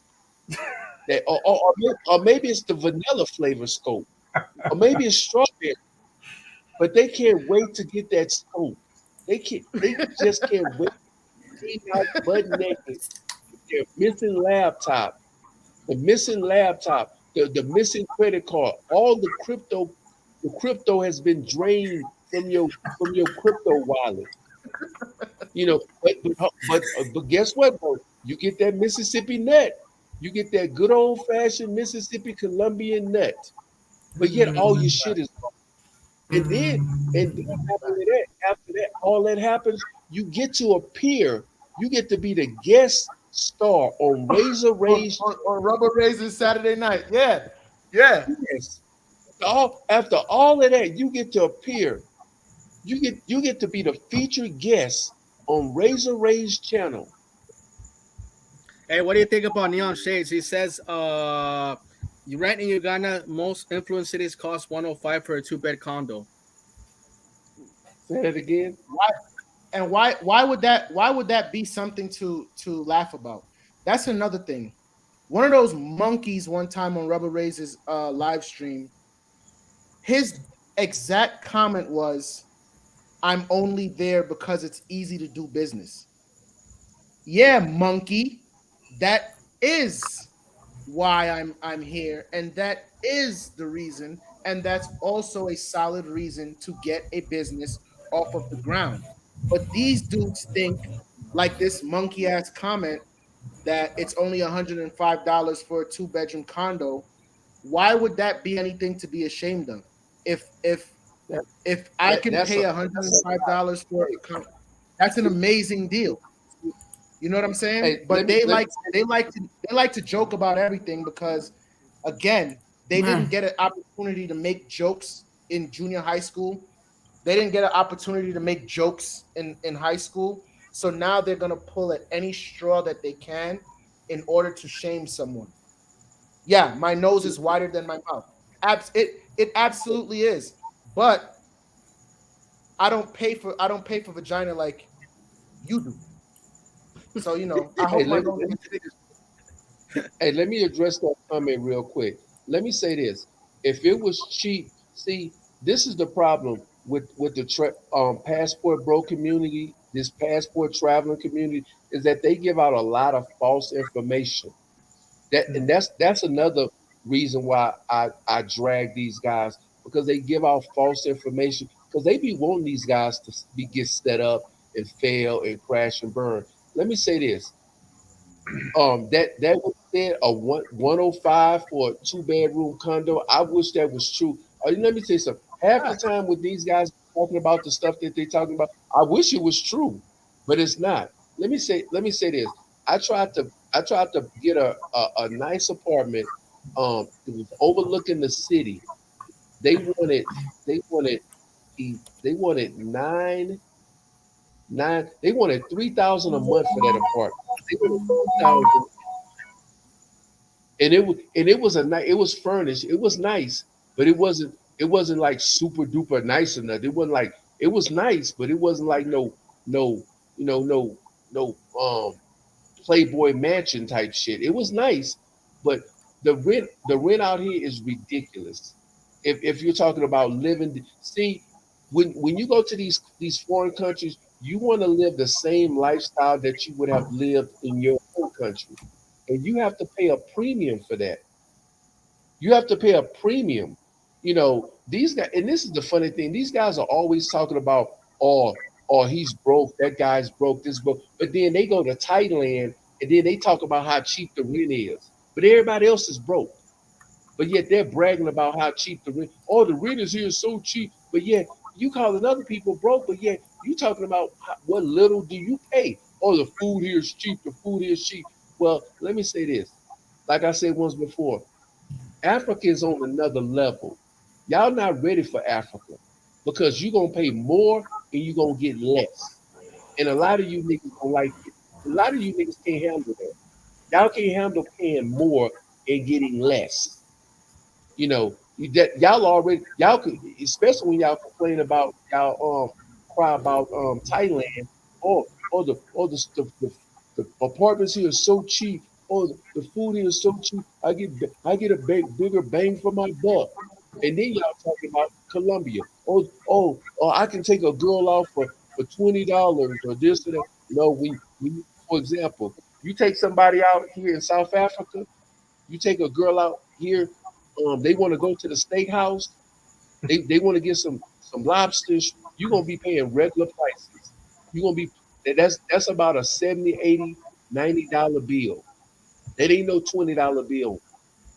That ain't no $20 like y'all be doing in Colombia. $20, $30 for a dinner date now. You paying regular prices. And don't let her order no drinks. No, don't let her be a slush head and she ordered 2 or 3 drinks. You Hey, know, so uh, Razor Ray says they wanted 300 bananas for your treehouse, peso man. they wanted 300 bananas. Oh, you know what? Let's talk about Razor for a second. Let's get Facts. on Yeah, Razor. right. Let's get on Razor. Hey, hey, did y'all Oh my know? God. Hey, because the peso man, I got all the information. I got spies everywhere. I got people hiding out under cars, tapping phone lines, everything. Did y'all know Razor Rays get a crazy check? Did y'all know that? I think Did y'all so. know Razor? Did y'all know I think Razor Rays get a check? I think he's autistic, and that's Yeah, not LOL. On I think he's yeah, autistic yeah. But he with gets no a check. joke. He No gets joke. one of those crazy. He gets the SSI check. Razor I Rays think so. gets a SSI check. And I think so. also Razor Rays, you know, also Razor Rays works under the table. You know what? Believe it or not, if people, and I'm not going, I'm because I'm not like that Razor. I'm not gonna knock your money, but if somebody reported Razor, he probably end up losing that check because Razor shouldn't be on YouTube making money. He shouldn't be because that affects his crazy check. Facts. He get in a lot of trouble. He get in a lot of trouble double dipping. Because if you get that crazy check, that's because you can't work. So somebody told me that Razor Rays because they be watching. I got spies. I even got spies in Brooklyn. They say Razor Rays works at a liquor store part time under the table. He's making his money under the table. So Razor Rays, you the last person that should be talking about somebody living in a treehouse. You should be the last person. I got apartments in 2 different countries where you sitting in Brooklyn running a travel channel, but yeah, you don't even travel no goddamn well. Facts. Taking Like I said earlier, taking man, that's how dumb these niggas are, man. taking money from people because you selling them. You went to Cartagena 1 time or 2 times. All of a sudden now you're a Cartagena expert. You're a Facts. Colombian expert. Facts. You'd have been there Subscribe. 2 times. Yeah, Facts. because you got some damn internet.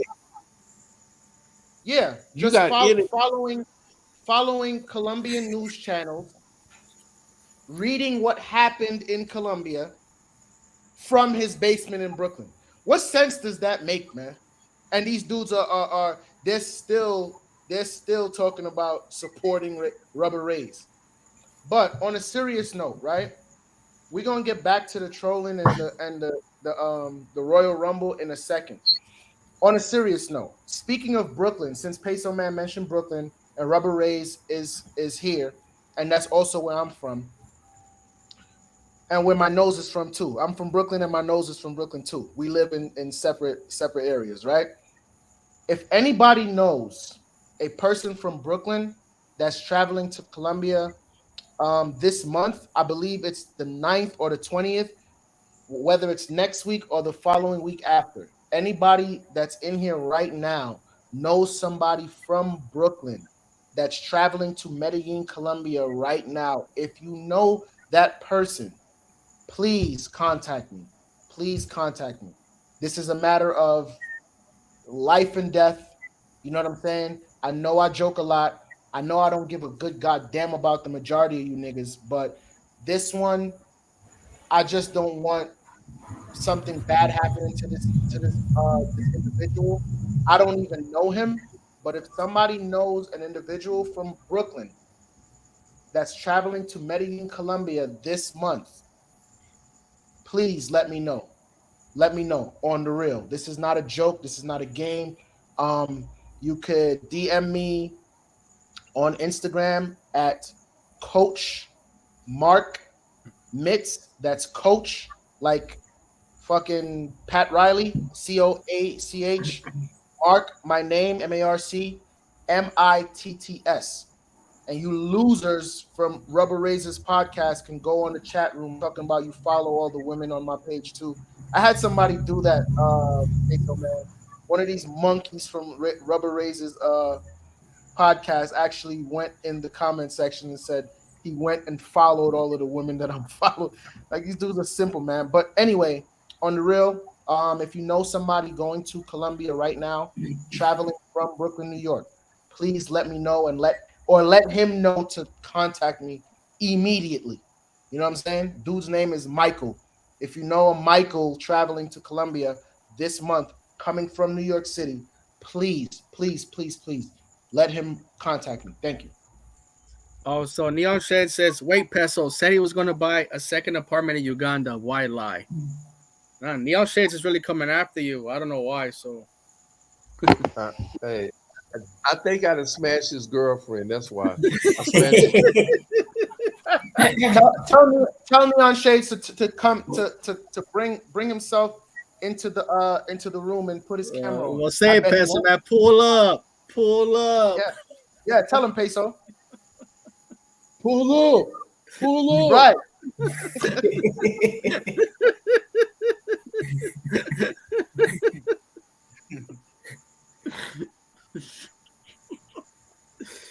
Oh my god, bro! People are counting. Yeah. Hey, you know what? Why Razor won't pull up? He in the I guess he at the liquor store working. He can't. He can't.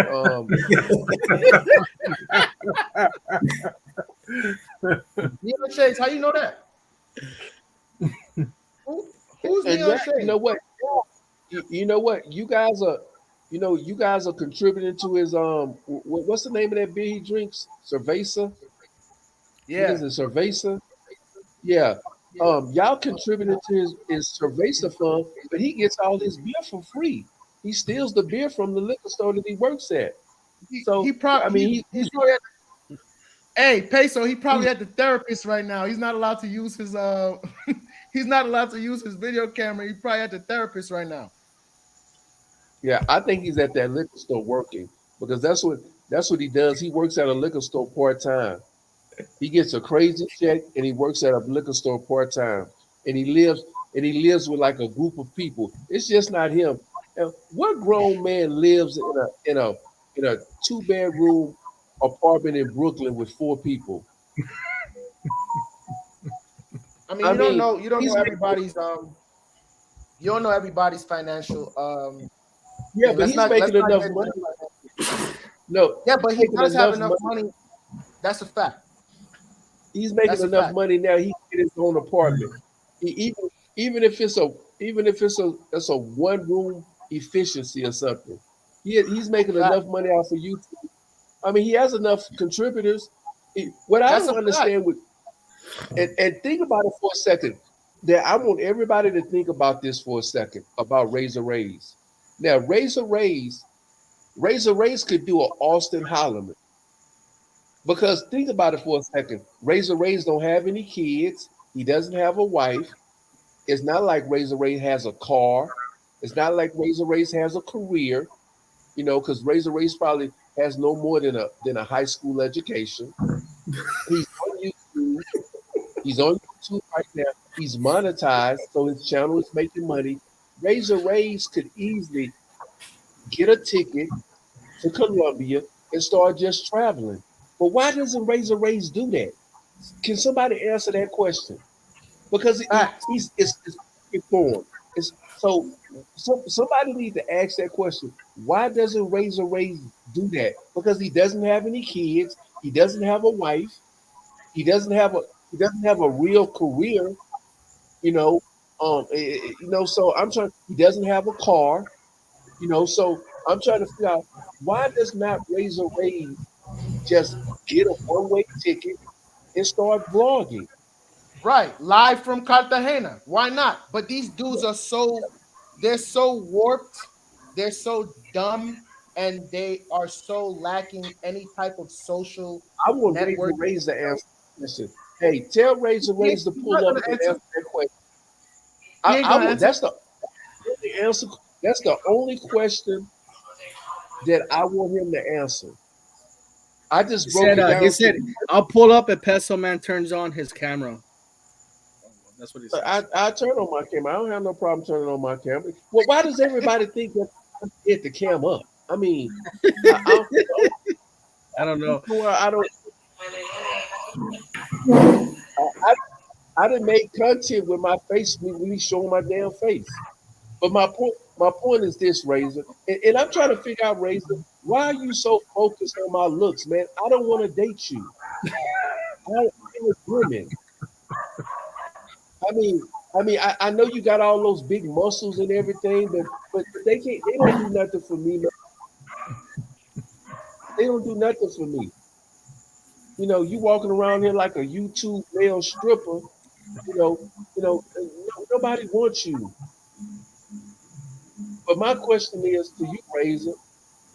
You are single. You are a single man. You don't have a career. It's obvious you don't have a career. You're not looking to have a career.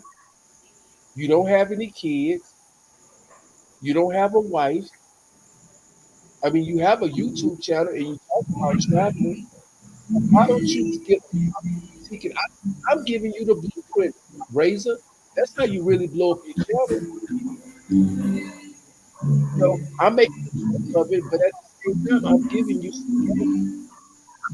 some bill. I'm giving you $1 billion worth of game because my question to you is why are you so fixated and sitting in that little one bedroom apartment sharing it with five other people doing the little razor raise dance while you drinking a bunch of cheap beer, get when all you got to do is you got enough money, you're making enough money on YouTube. All you need to do is get you a one-way ticket. You know, you have enough money so you can get an Airbnb, and from there you can start broadcasting live from those. And then here's the funny part is that your subscribers they'll help you buy equipment. They'll get you a camera. They'll get you a drone. They'll get you all the stuff you need. So why are you scared to become a real travel YouTuber? You know what, Marco? This guy, he's scared to become a real traveler. I think he's afraid. I think he's scared to leave Brooklyn. Can you believe this? A passport bro that's scared to leave the country. Nah, I What kind think of he has. passport?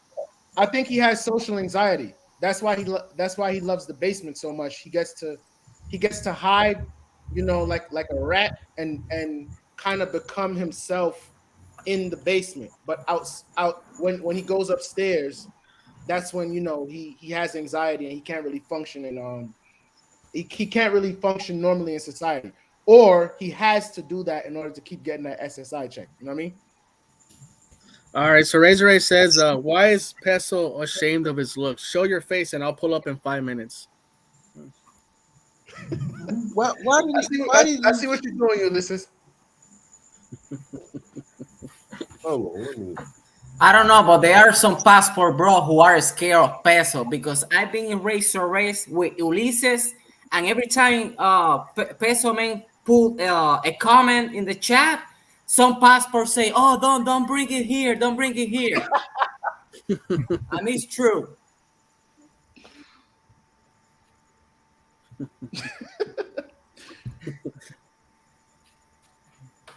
Yeah, hey, what? Hold on, hey, hold on, hey, you there, Ulysses? Yeah, I'll be You here. there?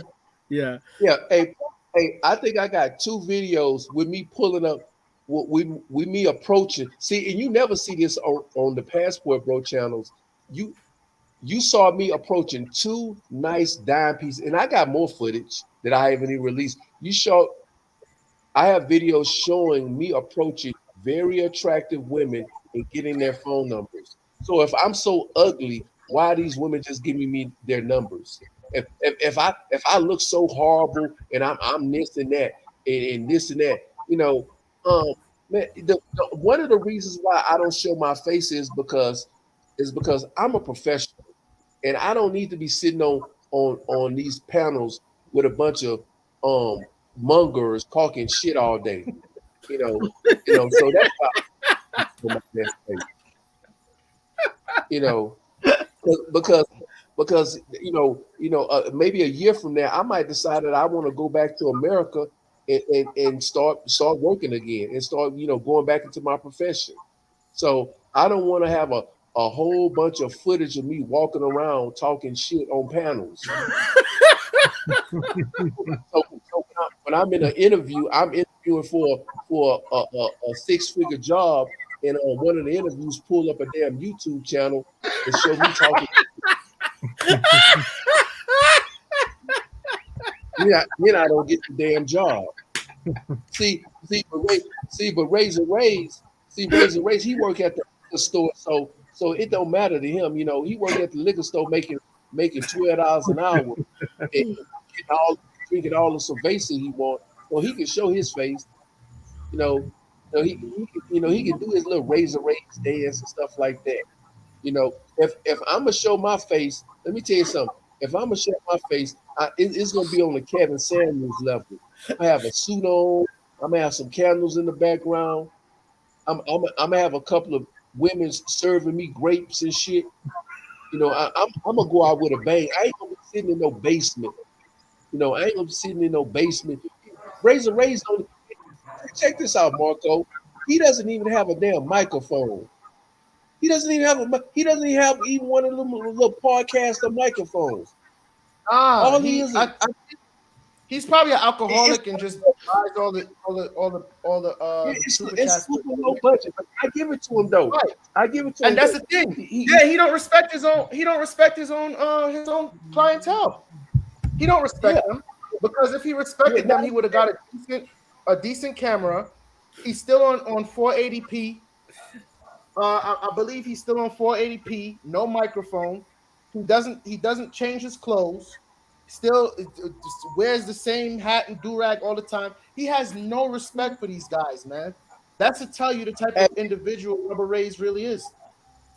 And not only that, he's using free stream yards. He's using all the free shit. He don't use the paid version. That's why it's 480p. He's still using it. And making money. And I'm trying to figure out what is he doing with the damn money. Right. Nah, he probably a Western Union Willie, man. He probably sending that joint to multiple girls in Cartagena. And Greg Oden, have you stopped airballing layups? And he laughs at that. Man. Yeah. No, I haven't. Razor Ray, and no disrespect to Razor Ray, but Razor Rays, you are a fraud though, man. You are, man. Facts. I mean, I don't hate you or anything, and like I said, I just gave you a great idea on what to do to really get your channel popping. Because if Austin Holloman is popping like that, you can pop just like Austin Holloman. But no, you want to see. I'm trying to figure out why does this man not want to go out the country? He's a so-called passport bro, but yet he's scared to travel. Why is that? You scared to lose that SSI check? Yeah, Are you Rubber scared Ray. to check? I think that's why he doesn't travel because he's scared to lose that SSI check. So he's out here hustling these munger. I mean, think about it for a second. You and it's not like he's really that funny either. His show He's is not not. controversial. It's Rubber Rays because you has can't zero see. personality. Yeah, on my show, let me tell you something. On my show, you can cuss, you can talk shit, people arguing, people can really go at each other on my show. On Razor Ray's show, if two people start doing at each other and they start talking shit, he like, slow, no. Y'all keep it clean, y'all keep it clean. Oh, I don't want Yeah, to get banned. I don't want he to he get he he was mute. He you. was muting us. That's the reason why. That's the reason why I have never came back. I've never visited Rubber Razor's show again because I remember he would mute me, he would mute you, but to his clapping audience that strokes his ego, he doesn't mute them no matter what they say about me or you. Like I remember dudes would say all types of things about me. They would say all types of things about me, curse me out. They had dudes threatening me and all that. He wouldn't mute them. But the minute I say something to them or call them exactly what they are, he start muting me and taking me off the stream. So I'm like, nah, man, you idiots enjoy watching paint dry on the wall, which is Rubber Ray's personality, and have at it and keep giving him money where he won't travel, he won't get an upgraded camera, he won't get an upgraded microphone, he won't even go in a quiet area. Rubber Rays doesn't even go in a quiet area to do you dudes' live stream. You dudes don't even get the respect for him to go somewhere where kids ain't throwing pots and pans and you hear toilets flushing in the background. He won't even do that for you. But have at it. All right, Peso man. I want to ask you something. Have you ever been to Colombia? I don't think you have, right? No, I have not. Okay. And how long do you plan to like living abroad, or do you plan to maybe one day come back to the States, or do you just like living abroad? So you're gonna stay abroad for a while. Yeah, I plan on coming back. I got a lot of stuff in the States that I need to look after. So yeah, I'm gonna eventually come back. The party is eventually gonna be over. You know, because I'm gonna eventually have to come back to reality. Because let me say this, America, the more you travel, the more you really appreciate America. That's The true. more you appreciate America. A lot of Yeah, people yeah, don't it's realize. true. It's true. I came back, and I was just like, I mean, I don't really like living in the States, but we're fortunate that we could have like people don't realize what the value of the U.S. dollar is, and like people don't realize how desperate even Colombians are to get the hell out of Medellin. Like I have one of my friends that's gonna come over here, and she's like, I don't care what I have to do to get to America. Like if I have to cross the border illegally, I don't care. Uh, the crime here is so bad. Like I can't trust nobody, and so people don't realize that people are risking their lives, their Bro, are kids' you lives helping to that get bro to get over America. here? Huh? Tell the truth. Are you helping that bro get over here, man? No, no, I'm not gonna help her get over here. Come on, bro. How am I Yeah, gonna help her? man. I'm No, just no, asking, no, bro. no. She said she has somebody, so I'm like, whatever, bro. That's on her. But there's people that are just coming over here. That's well, right now Mexico's like real strict with the borders. Like right now, I don't know you. I think I might have told you this. I might have not told you this, but right now Mexico's sending a lot of Colombians back. Like I had one dude that bought a girl airplane ticket from Medellin to Mexico, and she didn't get allowed to. They didn't accept her. They sent her back. So right now Mexico's trying to like stop the influx because people are going to Mexico and they're coming via the border through Mexico. And so right now Mexico's like stopping a lot of these people and sending them back. And so there's a lot of people complaining to the Mexican government. Like, there's a Colombian delegation that went to Mexico a few months ago, and they're bitching about, oh, you're sending our people back. But it's because people overstaying their visas, and then, America is pretty much putting pressure on Mexico to do something about the immigration. But, Mexico can only do so much. There's a lot of corruption in Mexico. So if you got money, you're going to be able to cross no matter what. So I just think, people in Latin America sometimes can be very desperate. And I think we're very fortunate to have U.S. Citizenship and have U.S. passports. That's something that we should be very proud of. Hey, Peso man, if you went to Colombia, man, where would you go? What city? I was supposed to do a Cartagena, probably. At one time when I first started my channel, I had a channel a while back. I was going to be actually giving trips to Colombia, Medellin. I was going to be giving out free trips to Medellin, but that channel never really, I never really put the time in to do that channel. But I was going to actually be giving out some free trips to Medellin. But I don't have any interest, to be totally honest with you, especially with the scoping and everything now. I don't really have an interest in going to Colombia, to be totally honest with you. I would go, instead of going to Colombia, I probably would go to Argentina somewhere. I would go to Argentina or Chile, or I would go somewhere, or just Brazil. Matter of fact, I would just go to Brazil. I wouldn't even go to Colombia. I wouldn't go to Colombia because not that I would be going there to look for hookers and stuff like that, because I don't mess with hookers. Just because I don't like the griminess.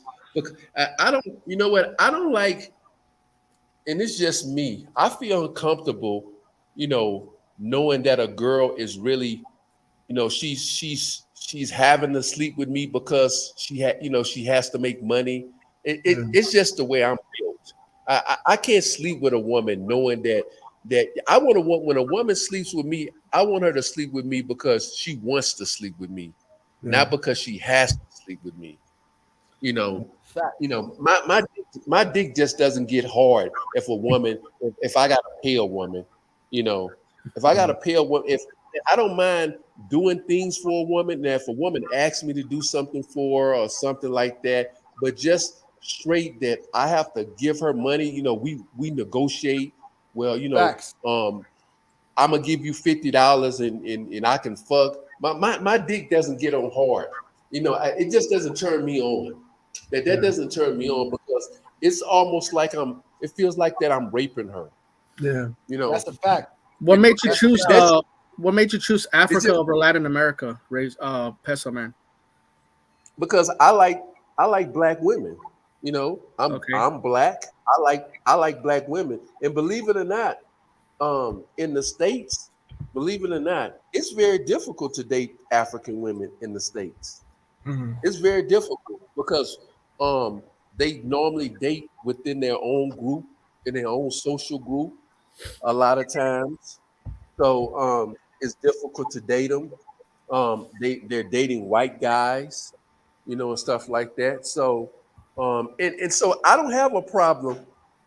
I don't have a problem with guys. I mean, with guys traveling to other countries to date women. I have no problem with that. I don't even have a problem with them sleeping with these women. However, what I do have a problem with is them bragging like like they're really doing something. You're sleeping. I mean, you're literally sleeping with women that you're paying. Go over there, have your fun, bust your Mississippi nut, and move on. Yeah, I hear you. I think you got some truth what you said, because a lot of times you go on the Passport Bro Facebook group, those dudes will post pictures of girls. You're like, how many of those guys actually just paid those girls? I mean, maybe 50%, right? So, well, 97. the majority of Yeah, them. we talking about 50%. No, what 50%? 90%. I'm just trying to be gracious because I don't know. Nah, Some dudes, No, we ain't trying to do nothing. We Hey, telling the hey, truth. let me say this. Let me say this. Let me say this. I've been in South Africa maybe about 3 weeks. I'm gonna say about three weeks. Now I've been here 3 weeks. Now I have yet to smash a girl. Okay. That's real talk. I've yet to smash a girl. I got at least 20, maybe 40 numbers. I got 40 girls.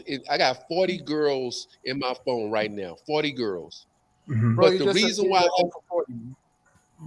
so the only reason why I haven't been able to smash girls, see here, when you're dating regular girls or you're talking to regular girls, they have jobs. They That's have true. jobs. You got to take them out on dates. They got to feel comfortable with you before they open up their legs That's very and true. That stuff is like true. that. That is These true. are regular girls.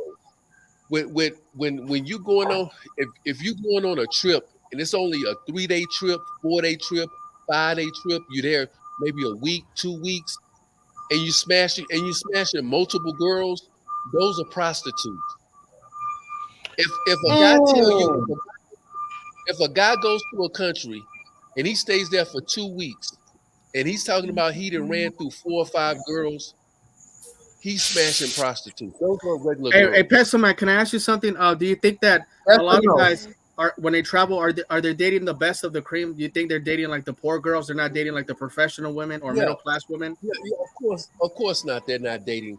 Okay. They're not. Well, think about it for a second. Why would if you go to a country, just say you go to like we don't say Colombia. You go to Colombia.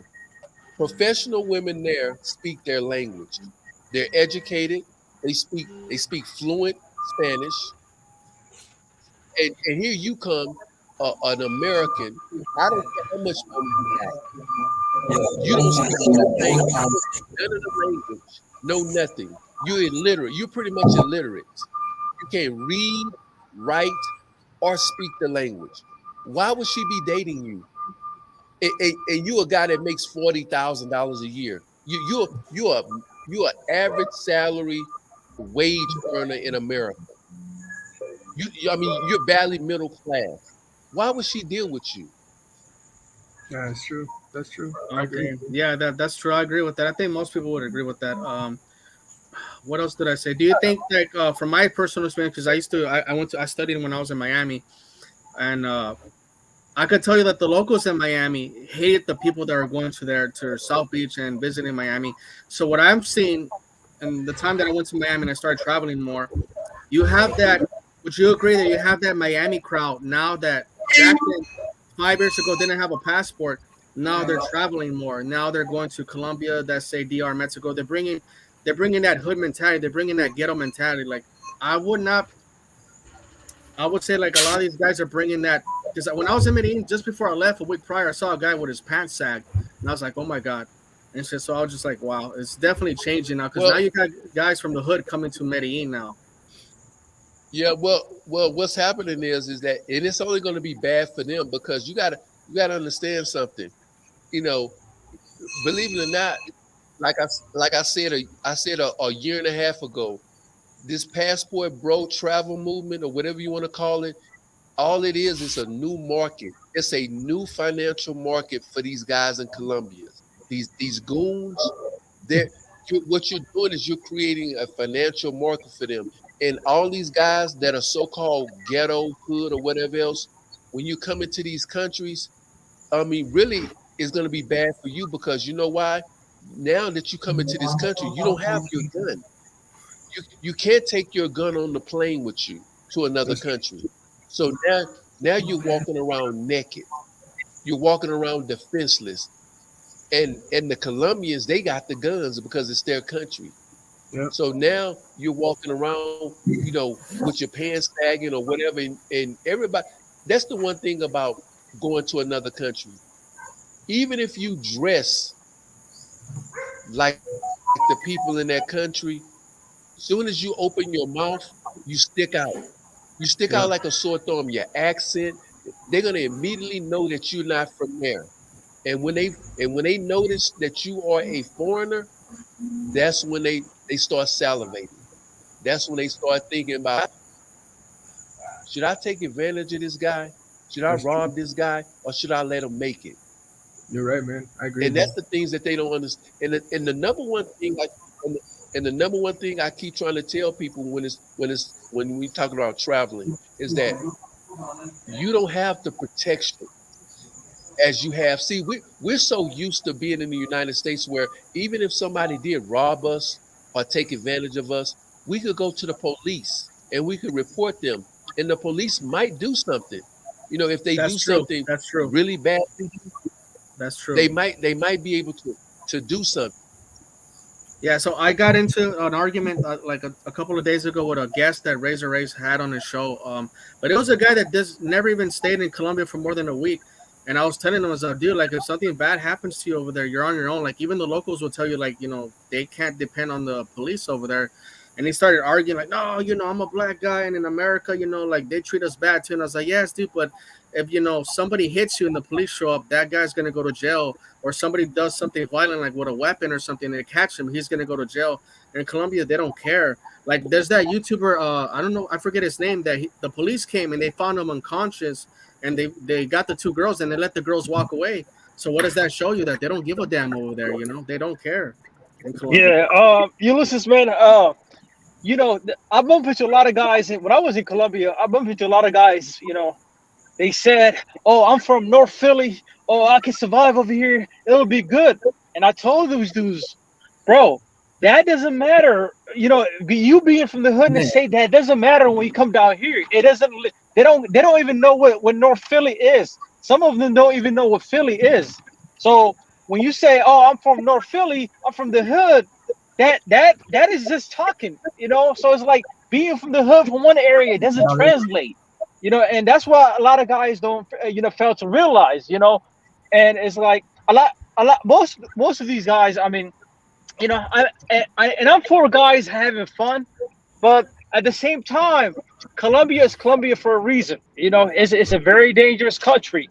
You know, that's why the State Department says do not travel, advises do not travel to Colombia. You know, reconsider travel. That's what the State Department says. You know, but guys keep saying, oh, I'm from this part of the hood. Oh, this is that. I'll be good. But they don't realize, first of all, in these countries, even in a medical, if you have a medical situation, and if you don't have the money up front, they're not going to treat you. They're not going to accept you into the hospital. Just that. We're not even talking about the crime element. We're just talking about just simple. Say, for example, you overseas, you get a kidney stone, and you have to be rushed to the hospital, but the hospital wants the money up front, and you don't have that. So what are you gonna do? They in some places they actually deny you and Robin Pay. So you can talk about this the hospital aspect, the health. If you don't have in certain countries, if you don't have the money up front, you can be denied. But a lot of these guys are going these trips on a budget trip. Like they only go in these places with only $1,000, and that's it. You know, but they fail to realize that a lot of things can go wrong on a trip. So many things. Yeah, to be fair, I seen so many things can go wrong. No, look, a lot. It's not just the chicas. It's not the chicas just drugging you. It's not just those guys in the motorcycles that's drugging you. It can be other things that can get you got. And that's what a lot of people don't fail to realize, man. Facts. That's why you gotta have travel insurance. Yeah, and make sure your travel insurance is accepted by the place you're going. Like a lot of guys, what they do is like they go for the cheapest travel insurance, but they also fail to realize that it's not accepted in that particular country that they're trying to go to. You know, so yeah, it happens to everybody. It happens to everybody. You're correct. Like 2 days ago, I saw a girl rent what do they call it? Small motorcycles or whatever, and I think it was in Tulum. And she took off with her friend, and she got into an accident. And like when they hit her, I don't know, they just left it there on the side of the road, and it got stolen. And I remember when she came back, she was like trying to get this money from her parents. Like I think the place where she was staying at the hotel weren't gonna let her leave until she paid it. They took her passport away. I think she had to pay like $4,000 or $5,000. and she came back with a broken leg and everything. Plus, she had to pay for the medical bill, which is about 2 or 3 thousand. So in total, she owed maybe like 7K, 8K. And so that's something unexpected, but it could happen if you're not prepared for it. I've seen it. Yeah, I mean, it's just and Rami, you can touch on this topic about the denying of the hospital in certain countries. Well, to me, that's the least of these guys' trouble. A lot of these guys, they're young, so they might not nothing might not happen. And they're not going to be out here jet skiing and that because they're going to be too busy to be chasing hookers. But the thing that they got to see, you got to worry about the demographics, the age, what the risk would be for a lot of these guys. Like I said once before, running into one of them that really take them for take all their stuff, rob them for the credit cards, the money and stuff like that, and be on YouTube crying about they need money, they need to get back home and stuff like that. I think those are the dangerous things when they're chasing these girls and they're getting set up, they doped and stuff like. To me, if I was gonna go to Medellin or Colombia or whatever else, I would restrict it to the if they have brothels or anything. I would smash it. I wouldn't be girls to my hotel. Want to do threesomes? You want RGs or anything crazy like that? Have it done in the brothels or whatever else, where you pay your money. So I take it under your laptops. I wouldn't. When you go to Colombia, you shouldn't even be letting these women in your house or your Airbnb, your hotel. All that chica friend, I wouldn't be letting any in my. I would be smashing at the bra because I mean that's what anyway. So does it matter what? I don't understand why are you letting them smash at your place anyway? They send hookers where they take stuff from you, they rob you. I can see you there and you met a regular girl and you wanted to take her back to the house and y'all chill, Netflix and chill. But most of you guys, 90% of you guys are going to places and y'all are picking up hookers. Why are you letting these nasty, dirty, ran through hookers into space, your personal private space? You letting these women into your space? Oh, that's what I want to know. Why? Hey, Peso. Let me say this. I got God in Peru, right? I got God in Peru, and I'm gonna keep a buck with you, man. Oh shit, Buck. You didn't tell me that now. Hey, the beans. Tell us the story, Buck. Come on, tell us. Confess. Hey, luckily it was only a cologne that was stolen from me. So she set me up. We was in the room together. She was like, "Go turn on the AC." I went ahead and turned on. Guess what she did? She took the cologne, but luckily all my passport, all my wallet, everything was locked up in a safe box. But the thing is, like, that could have been my passport. That could have been my wallet that she stole, man. So I'm just saying that these chicks, they've been in these streets for so long that they know the game. When they first come to your Airbnb, what's that? How to tell? We want to from the beginning how everything was set up. Start from the beginning. Now, and I'm gonna keep it G. She came off as a regular girl. She didn't pay anything. Regular girl, invited her back, and we was doing our thing, and out of nowhere she was like, "It's getting too hot," and I was like, "Okay." She was like, "Go turn the AC," which I did. But when I went to the turn on the AC, which is the opposite side, I saw her put her in my cologne inside her purse, and I'm like, yo, that shit is that could have been my wallet, that could have been my passport, but she got me though. It's just a lot of these girls, they can get you many different ways. I'm just saying that, So I had a risk assessment, a very risk assessment thing in place. But the thing is, like, it can happen. Like, even if you take the most perfect steps, even if you have all these safety rules and all that, you still follow them, you can still get got. Well, one of the first things that these seekers do, when they come in is they scope out your Airbnb or your hotel. They scope it out. They're checking for things to steal. Right. Because a lot of these girls, they've been in these streets for so long that they know how to manipulate and maneuver. Yeah, and that's what I tell guys. The case of I had two girls. These were regular girls. These are regulars. Still, they stole batteries. They stole rechargeable batteries from me. Peso, those were prostitutes stole them batteries. I know you got robbed at the sewer, Peso. You don't need to be in no Colombia, Peso. You do not need to be in no Colombia because you will get scoped out there. Yeah. Hey, let me say this. Let me say this. Peso, I got your rent money, Peso. Whole bunch of bananas for Uganda. Can I talk? Razor, let me raise you something. First of all, if I went to Colombia, I wouldn't get scoped because you know why? I wouldn't mess with no pros. I would go down there and I would do all the excursions and everything, and I would bring my ass home. I would. Yeah, right. And if I did wait, Peso. So you would have messed with a chick over there? You would have messed with a chick? You said you would go there. You're gonna be messing with the dude. You're gonna be messing with the dude. Hold on. And if I did, let me.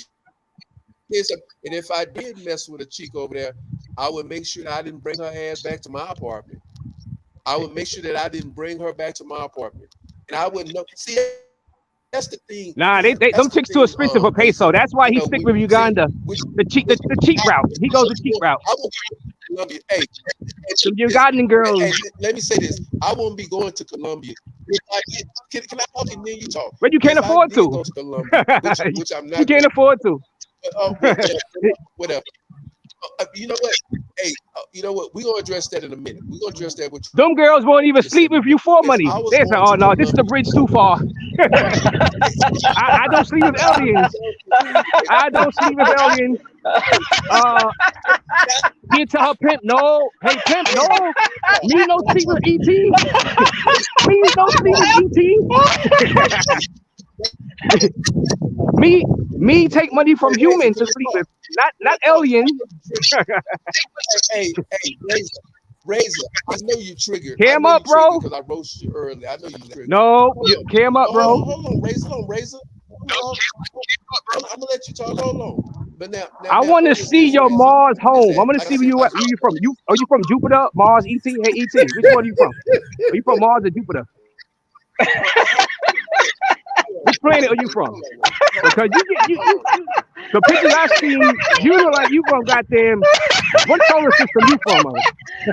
You should have never invited me on. You should have stayed inside your Ugandan jungle tree house and shut the hell up.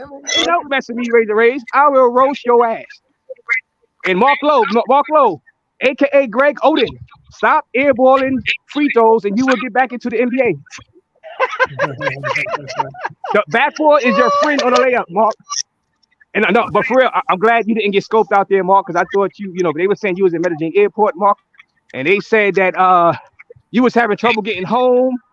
And I thought you overstayed your visa in Medellin, and I thought you was in trouble. But I'm happy to see you back, Mark. All right, no doubt. But them jokes is those are they did it to themselves, Ulysses. Gotta try better than that, bro. Hey, Mark. No, I'm really happy, Mark, that you back. I'm happy you back. Oh yeah. I'm still here. I'm not in the United States. You still in Medellin? You in Medellin? Hey, Mark. Yeah. Okay. Hey, Marco. What's up? Ask him why he won't travel, Marco. Ask him why he won't travel. Yeah. I am going to travel. I'm thinking about. I'm coming to Uganda because I can afford with one YouTube check. I can afford 1 whole year in that treehouse next to you for 1 whole year. So I'm thinking I'm going to pay my rent in full with my next YouTube check. I'm going to scout a treehouse and I'm going to be a next door neighbor. How about that? How about that? Yeah. Right, how are cool. the snakes out there? I don't like snakes though. They got anacondas out there. I mean, Peso hunts the snake. He eats the snakes. Yeah, there's snakes out there. He eats the snakes. He ain't got no money for no real food. He's a hunter gatherer out there, mother. All the jokes is but Brother Race, when are you going to Cartagena? When are you going to Cartagena? Well, I don't know. I'll let you know, Mark. I'll let you know. Then I'll let you visit. You know what I mean? You come down to the clock tower. I'm on vacation with the girls are a little bit more out your range though, because they're a little more expensive than Medellin. I know you in Medellin because it's cheaper. So Man, listen, my face is always on camera, man. And the owner I respect you. I respect you because you do care about, unlike that Martian over there. The owner of this YouTube channel knows exactly how I get down and see me in the flesh. So there'll be no joking on Mark Lowe at all. No, Greg. No, Greg. I understand. Greg Golden. I understand. Greg Golden. I respect you. Greg Golden, you're cammed up. You're trying to get back into the NBA. But why is the Martian not cammed up? It's not about the camera. The owner of this YouTube seen how I get down in real life. So there's no joking on me. Oh, yeah, you did meet him. Who won in 1-on-1? Ulysses, did you whip his ass 1-on-1 basketball? Nah, we actually I was hungover when I went to go see him. I was so fucked up. Ulysses whipped your ass 10-0. Ain't nobody checking me in no sport on this live stream. Nobody. In no sport. Even sports I do not play, ain't nobody checking me on nothing. I'm that dude, man. But it's good to see you, homie. It's good to see you. Right. No, it's cool. It's cool. I know I'm happy you're safe though. Thank you. And Racer. Yeah, what's up, LeBron? LeBron, this is LeBron Pocket for life. What's up? Hey, salute. Why you know what? Bring the peso. I want to see the peso versus Rob. That's what I want. Peso. They said Peso man left. Yeah, he left, man. He left. Oh, he's a punk biatch. You see, we on neutral territory. Hey, Rays, you better clip this. I'm gonna clip it. I ran him off again. He gets ran off all the time on my panel. Now he comes over here talking trash, and he invited me on, and he getting roasted. Yeah, I don't understand. I do not understand these guys. Hey, Racer, you need to do a program and put in the thumbnail Peso Man against Rob. That's what I want to see. I want to see that. Oh, Rob would like spank his ass. Yeah, Rod would spank his. Rod would make him cry. See how he ran off already? My money's on Peso in that one. My money's on Peso. Yeah. I would have seen that. That'd be good to see Rob versus Peso Man. That'd be very good. Come on, Racer. Yeah, well, I don't know. Peso gonna have to use his alien powers for that one because Rod is good. Rod is good. Peso would have to summon up his alien powers. We got two people that can argue, so we want to see that. Yeah, I want to see Peso Man right now. Where is he? Where that punk bitch with? He's right now. He's in here. He's in the live. Hey yo, Peso, cam up. He camming up. Oh no, Peso is camming up. Peso is camming up. I'm in trouble. Peso was camming up. Hey, let me say this. Razor. Oh, there you go.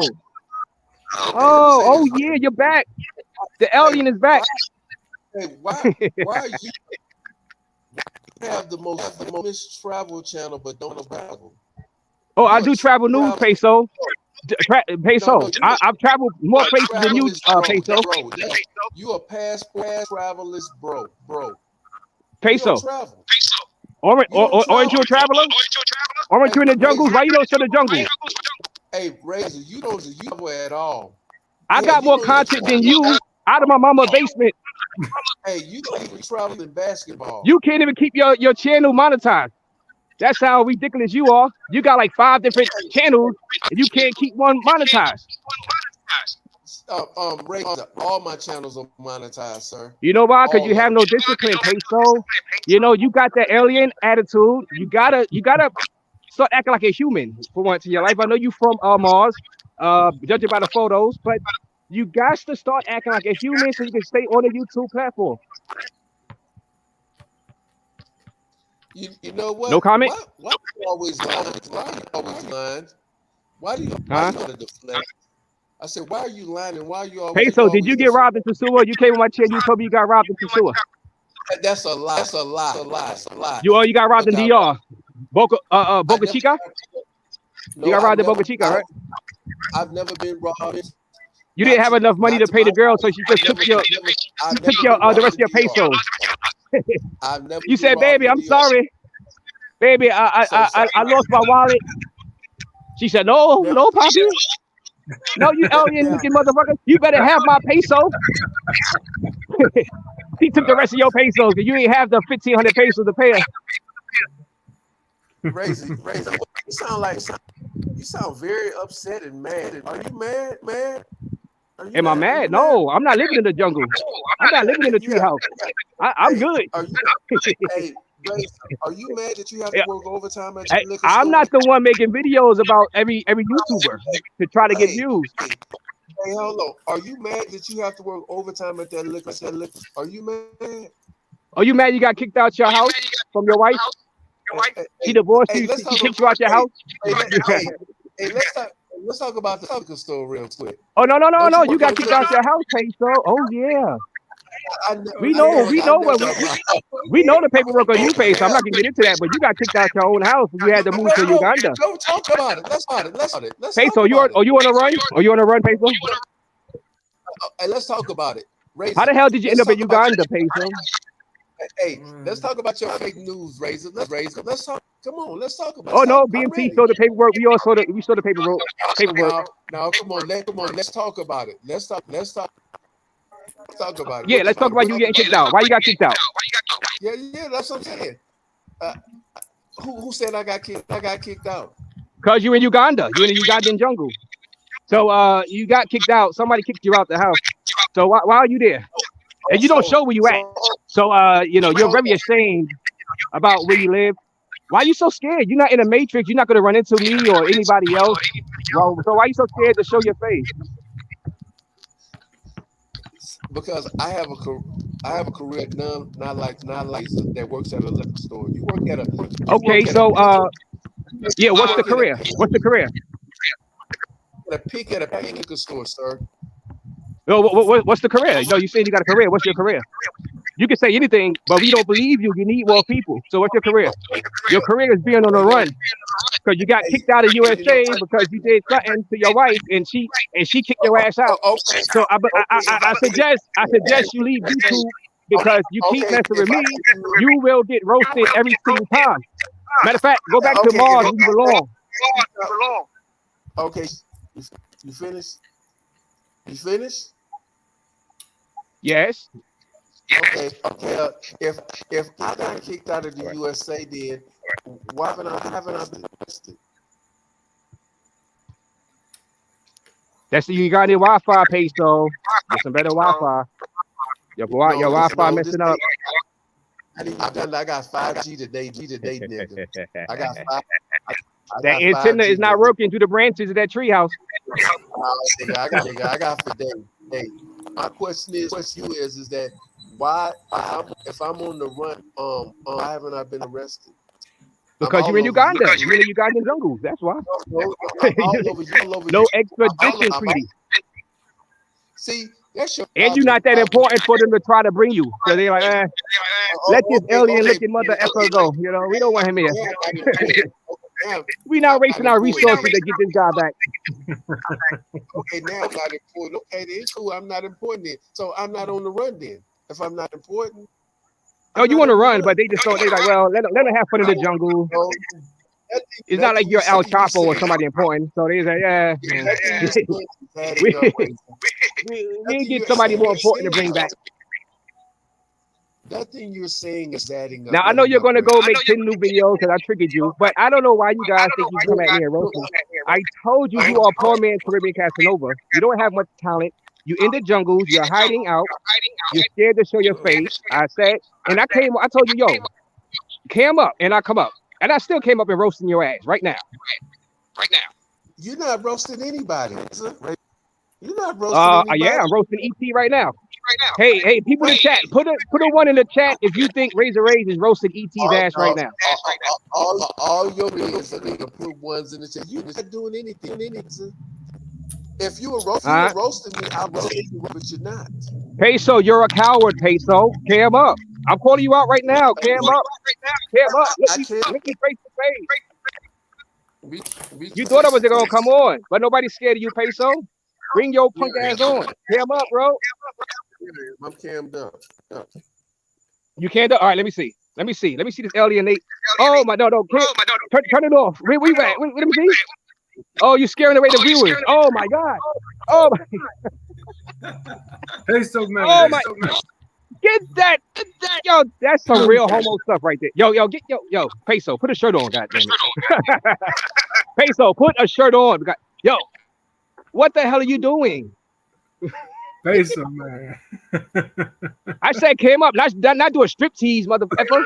There's a bunch of dudes up here, bro. Yo, I'm clipping this out. Yo, hey, Ulysses. Can I need your permission to clip this out. This is gonna be edit. Because this is just Peso man exposed. What the hell was that? You done scared away about 10 viewers. God damn it. Oh man. No. All right, Peso. No. Keep cam. No, never cam down again, Peso. Now I understand why. Oh my god. Oh my god. All your roasting is so dry and stale. You know what? Oh my god. Do this for me. Razor. Peso, what was that?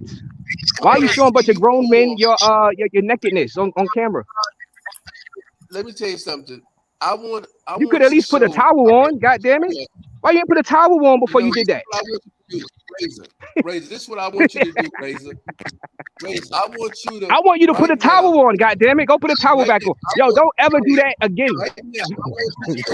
I want you to pull the finest meth head you can see right now tonight. Because I know you're Don't go put a goddamn towel on. Never do that again. I know. This is YouTube. It's a bunch of guys. You on the whole stroll in Brooklyn looking for a man. Dude. I know that's true. Never ever. You know what? I'm going to tell people tonight. Peso is not allowed to show his face ever again because, god damn it, that was just spooky and oh my god.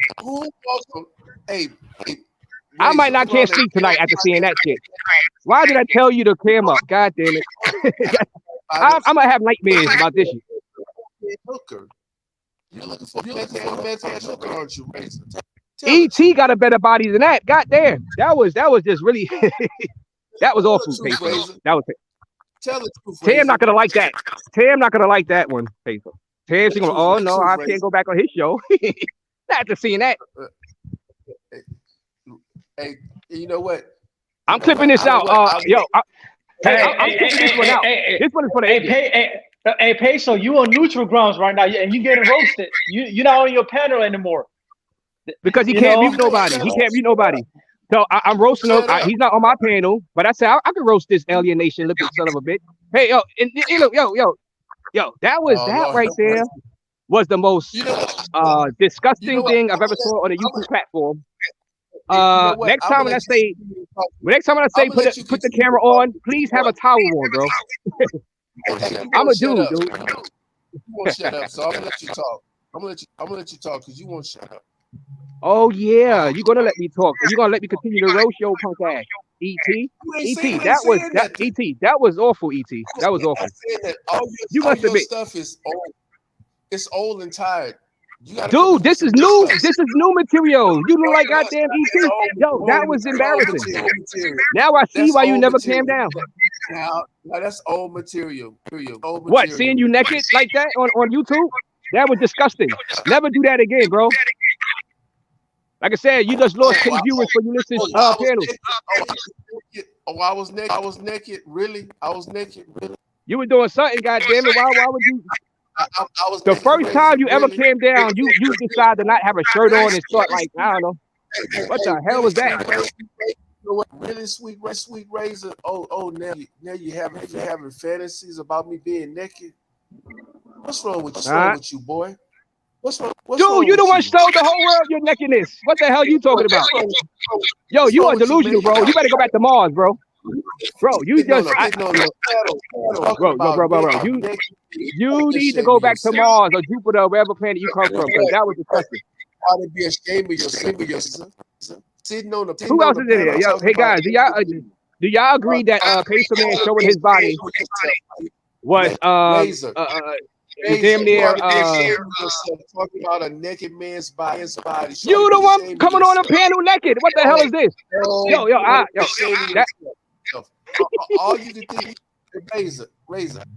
He said, "Look at me naked, yay!" Oh my God! No wonder your wife kicked you out, bro. Yo, that I don't know. Yo, this is for the agent. I'm clipping this out, Peso. And I would warn you, don't try to roast me, because I will roast your ass every time I see you, bro. You are no competition for me. You ain't gonna roast nobody. You're a bootleg Caribbean Casanova. You live in the jungle. You pay your rent with bananas. You are no match for me. I was taking it easy on you for a month, but since you decided, you don't want to invite me on, you told me to pull up, I pulled up. Now I'm roasting your ass face to face. You try to scare me off by showing your naked skin, but no, I mean, I don't know what the hell's going on out here. I'm clipping this out, Ulysses. I'm clipping this out. Hell, it's been fun. It's been fun. I gotta take care of some stuff. But Peso, please, next time you cam down, make sure you have a towel on. I'm Razor Rays, and I'm out. See you later, Rays. Thanks for showing up, bro. Thanks for showing up. Yeah. Raise East Valley, searching for some prostitutes in Brooklyn. That was crazy. Wow. Oh my God, bro. Well, I don't know, whatever, man. This is y'all too, like. He I don't would get not shut involved with that. That's just fucking hilarious. I don't know what to say. Man. Oh man, but it's all fun and games, like it is what it is, man. Like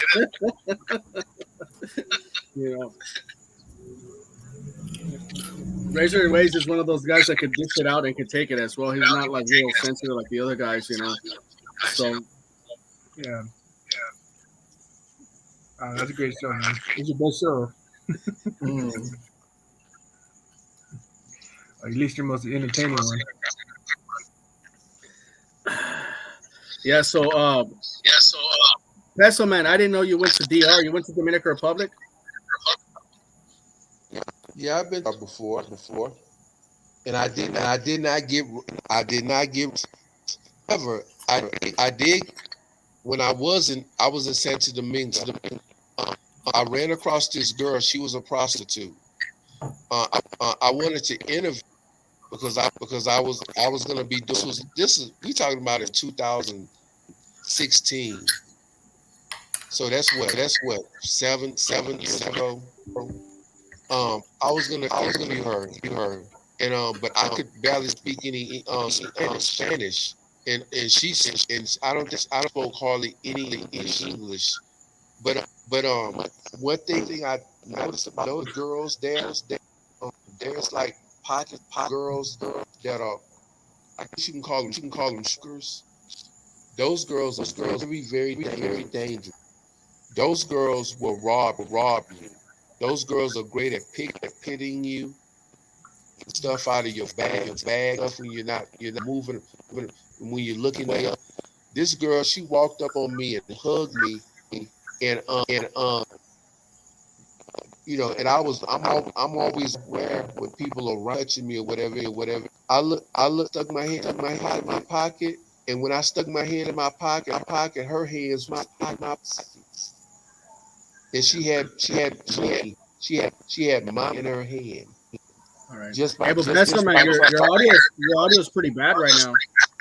I don't know. You have to put the mic up or something. yeah, I had the mic over. Can you hear me now? Yeah, I got you. So all I'm saying is that you talk about girls that are dangerous. Go to Santo Domingo. They have girls in certain pockets of the city that are or what are called streetwalkers. Those are dangerous. They will hug you, um, get close to you and take everything from you. They are master pickpocketers. So these guys, like I said, if you want to you want to be out here in these streets, chasing these hookers, there's a lot of risk with that. A lot of risk. You can end up losing money, losing your valuable. In some cases, depending on who, it could lose your life. Well, I'll tell you the difference between Colombia and Dominican women because I lived in both countries. The Dominican women is never going to use violence towards you. Um, they call them chaparillos. I'm pretty sure you know what a chaparrillo is. So Dominican chapi will just ask you for money. She'll be like, can you give me some money? You tell her no, she'll just move on to the next guy. And unfortunately, some of the paisas, like I'm talking about the bad paisas, not all of them, because most women in Colombia are hardworking. I'm talking about the criminal element will definitely take advantage and use violence. I think now they're starting to kidnap people in Colombia. They just killed 4 people in Mexico. Yeah, I know. I showed the article to a few people. Yeah, they have I think one guy left a comment right now. FBI put on a warrant for Americans kidnapped in Mexico. Yeah. Hey, Ulysses, they went out there to get surgery, like a BBL surgery, and then they got kidnapped. They went to like the bad part of Mexico, right? The north, right? Yeah, Matamoros. Yeah, Matamoros. Yeah. And one killed. The other four got. So yeah, so it can be dangerous when you're out here looking for vagina. So that's these guys. I tell these guys to be careful. If you're gonna be out here looking for vagina, to be careful because you're not thinking about getting robbed, about getting a nut, thinking about getting her in the bedroom. So you're sensitive and you're aware down because you're not just on having a good time. You're not focusing on, is she gonna rob or is she gonna take this or whatever. So when you're trying to exercise, and how many times have we heard having sex with a woman, and while they having sex, she's doing something, or another girl is doing something. While they have these guys, they gotta be careful because you gotta hear a lot of. And even Buck said it. A regular girl, get him. Regular girl. If these women, let me say this: if a woman is willing to sex with you in a few days of you meeting her, watch her. And I'm talking about the rest. Watch her. Watch every move. It's gonna be to the point where you have to pretty much do a regular girls in your house. You got before they come in and search them before they leave. Yeah. Is that how? But you got to think about, is that how you want to live your life? Just to date a girl, just to get some pussy. Are you willing to do all that? To strip before she leave? Pat her down.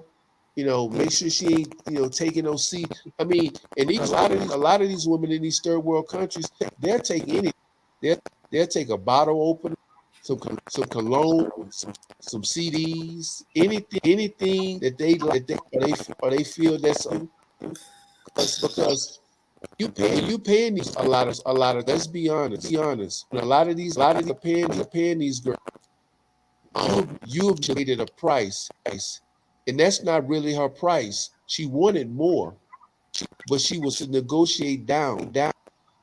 So what she's gonna do is that she's gonna make up for that by stealing something to make up for her real price. She's justified in her own mind, able to whatever she wants to justify the actual price she feel her cookies were worth. Mm. Very good. It was nice to meet you, Casey, man. Thank you, Lucy. I'll see you later, man. Salute, bro. Salute. Take care. Yeah. All right, And so I'm out. And let me bed too, man, because I'm finna go to bed. It's like 4 o'clock over here, so all I'm right, a bro. All bail. right, You thanks, guys, thanks for pulling up, bro. yeah, no problem. You guys have a wonderful night, and I'll see y'all on live. Peace. Peace. Oh, man. Oh man. All right, QB flexing. I think you're a little bit too late. He already got out, but oh man, it just it was it was a fucking roast, man. Like,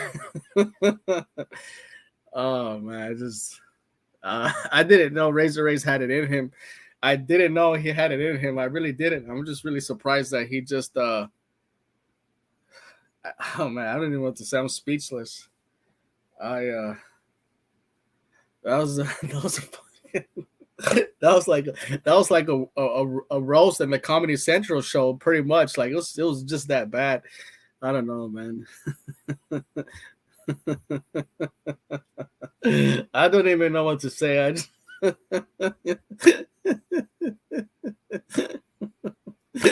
oh man, but it's all good fun, whatever, man. They go back at each other, as long as nobody takes it too serious.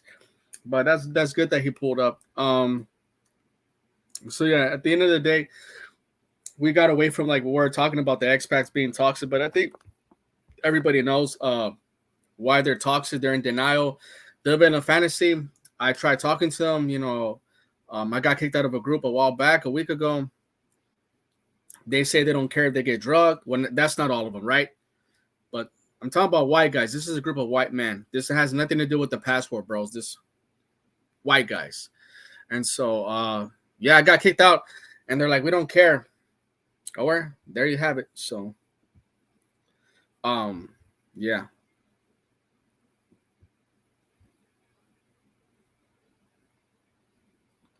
I don't know. Shout out to Milano. What's going on? What's going on, Milano?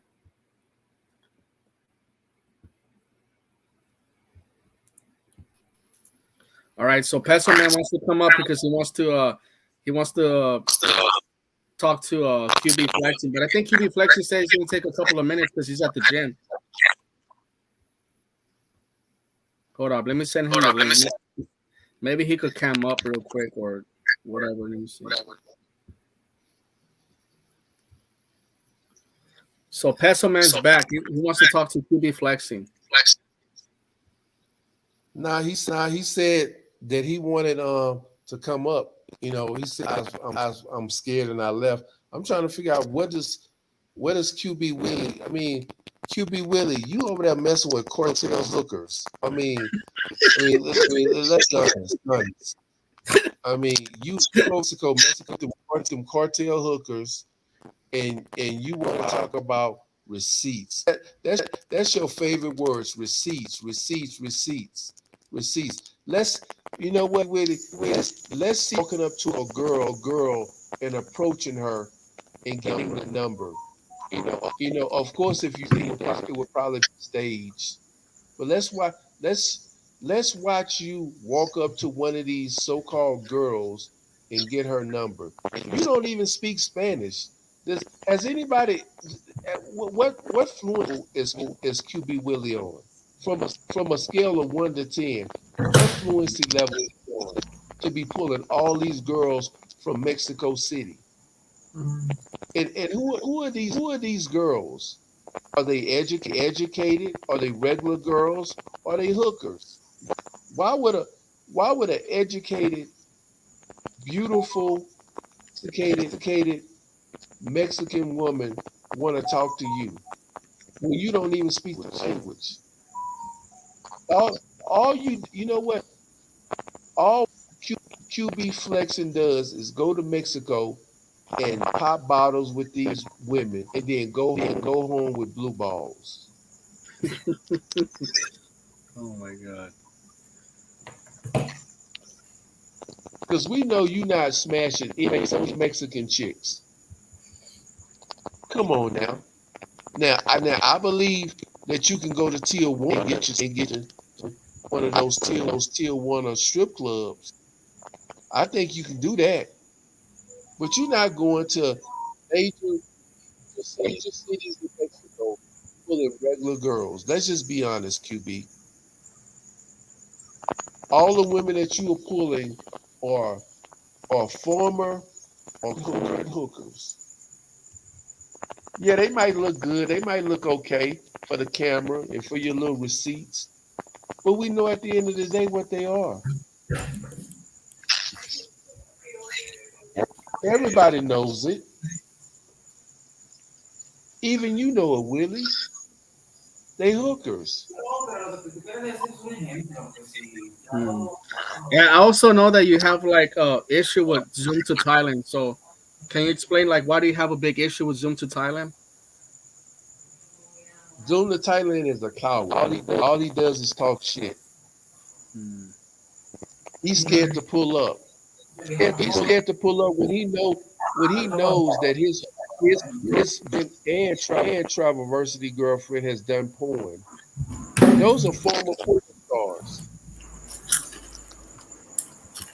They walking around here with porn ex porn stars say that their girlfriends are better in the states when their girlfriends were on camera sucking penis, sucking European penis. Yeah, I saw that live that you did. It was pretty. It was definitely a head scratcher, but I mean it happens. So. And I don't. And let me tell you something. I have a problem with them. If they like those women, that's fine. But stop trying to put those women above anybody. You know, never. If I know my girlfriend did porn or she had a sketchy past, I would never get her on camera. I wouldn't want her to get exposed. I would keep her Yeah, off camera. yeah, that's They true. cannot keep women off camera.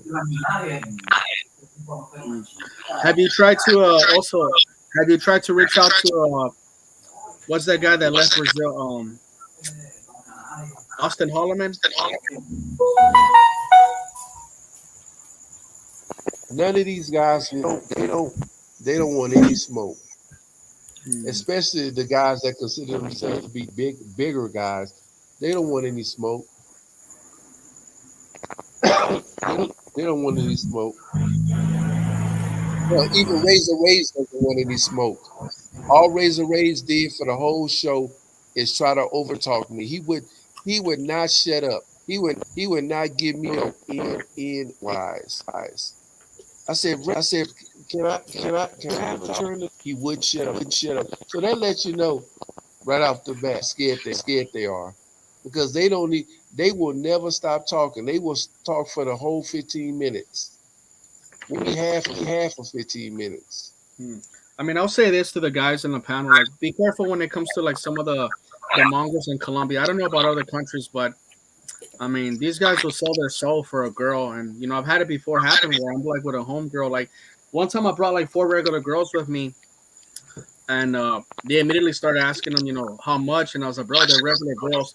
So I just think some of these guys, don't realize that they're actually hated in Colombia, especially Medellin. Like, except for maybe like the Stratus 1, Stratus 2, poor people, the middle class and above don't want these people there. Like, I've had already a few complaints of some of the women. I actually have an interview with a girl on my channel. If you go watch, she says it like, I'm tired of y'all coming over here thinking you're all prostitutes. Just please stay where you're at. She said it herself, not my words. So, um, yeah, but these That's guys are in denial because I think the people actually they'll be like, we love Colombia and this and that, and that's great, but Colombia doesn't love y'all back, so I keep trying to tell them.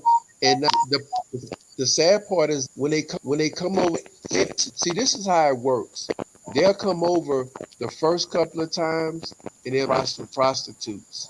And then after that, they'll say, you know what? I'm tired of messing with prostitutes. I want to mess with regular girls. But then trying to mess with the regular girls, but treat them like prostitutes. That's Yeah, yeah, that's probably one of the reasons the girls don't want them there. yeah. I mean, these guys, they're spending a lot of money on these girls. Like, look, bro. Like, I'll tell you what. I'll do your voice. Let me tell you a little secret. Let me tell you a little secret. I was like, this one girl that I saw that I known her for a few years. Some guy took her to Panama. Then he took her to Punta Cana. He took her to the most expensive hotel in Punta Cana, which is about maybe around $200 a night. So he was with her there for like 5 days. So he spent $1,000 in accommodation, right? Man, and they did excursions like helicopter, dolphin, and clubs and all that shit. So he probably dropped maybe like 2,000. Let's just say around that. Guess what? That same girl in Medellin, I took her to a dive bar and I spent less than $40. Oh yeah. Oh yeah. The dudes are overspending way too much, man. Way too much, man. 2,000, and I took her to a cheap little $40 bar. Huh? Yep, because these guys seen beauty like that. They're not used to women. I mean, she's bad and everything and stuff, but you have to remember, like, no matter how beautiful she is, she's from the barrio.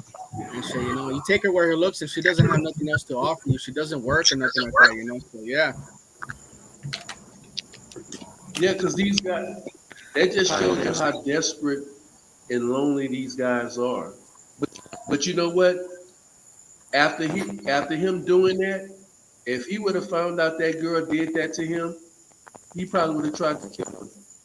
I don't know, man. I'll let you in on a little secret.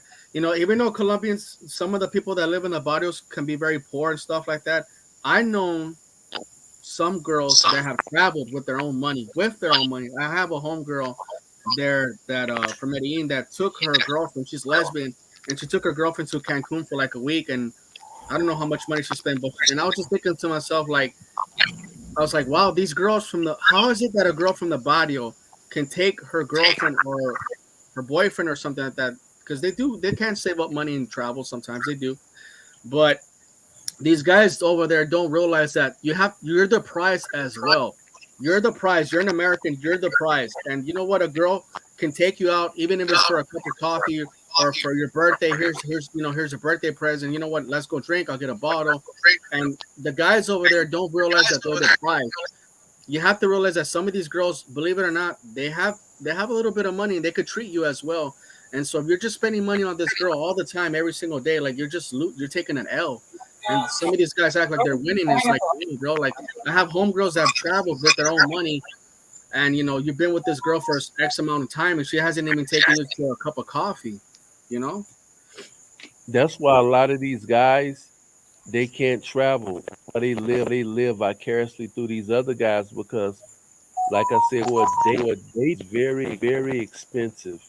It's very very expensive. I don't care if the meals are a small amount of money. But if you're taking somebody out day after day after day, that adds up. Yeah, and you can meet a professional woman, and I try to give advice like, okay, you got to do everything at the opposite of what everybody's doing there. So what's the opposite? I've seen some beautiful, good, educated women. Guess what? In the language exchange place, actually, I met a Colombian woman that was a dentist, and she traveled by herself. She had gone to Europe. She spoke English. But guess what? These guys are not going to go to the foreign language exchange. They're going to go to Tinder. They're going to go to the clubs. They're going to do everything that's the opposite. And guess what? I met a nice, educated woman there. And also when I did the dancing lessons, I met a lot of girls.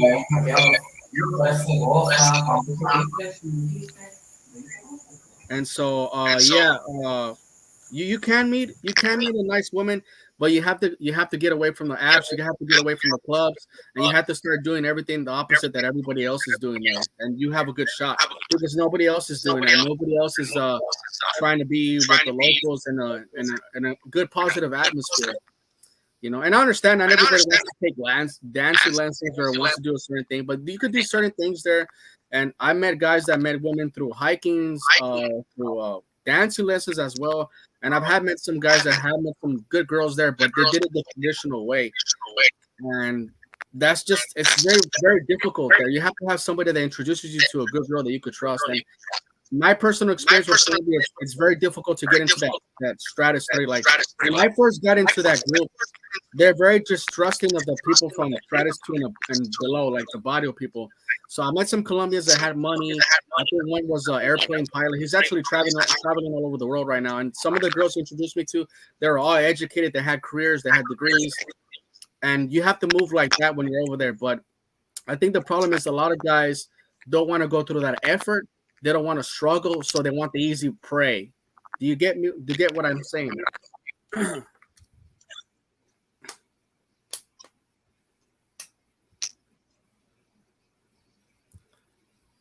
What happened to QB Willie? I don't know. I said he was going to pull up. Hold on. Let me message him. Hold on.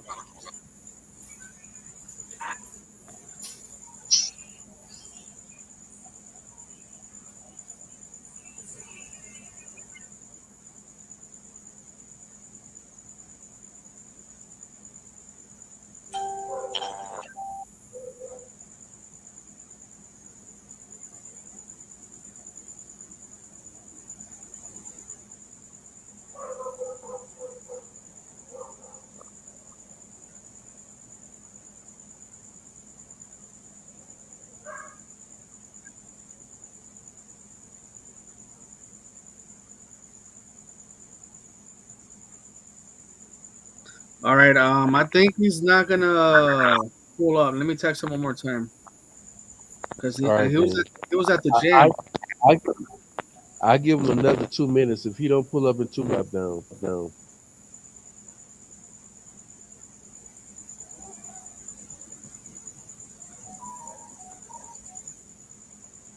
Oh man. So you got like one guy right here. Colombia would be the number one travel destination in 2023. I don't think so. I know a lot of guys that are not going to Colombia. Like I said, the only people that I know right now that are going over there are guys that are like mongering or guys that have like relationships with the women over there. But I think almost anybody that has common sense is just avoiding Colombia for right now. So yeah, you're gonna have people that defend Colombia and they act like they're Colombians even though they're not from there.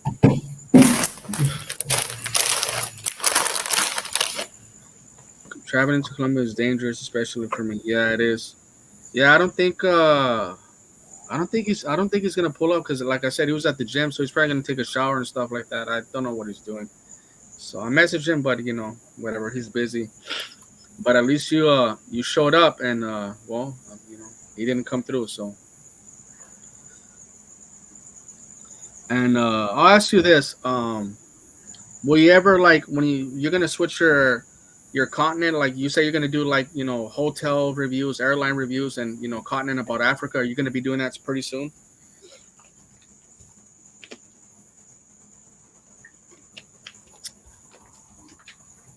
Hello, Peso man, you there? Yeah, I'm here. I was muted. Oh, okay. All right. So yeah, you say you're gonna do like continent in Africa, right? Not just like roasting people and stuff like that. You're gonna start switching it up. You said, right? Yes. All right. All right. Well, we look good. We look forward to like that kind of stuff. Because like I said, I'm looking forward to going to Africa maybe in the near future. So yeah, any advice would be helpful. But thanks for pulling up and thanks for being a good sport with Razor Rays. Like y'all both went head to head. It was pretty funny.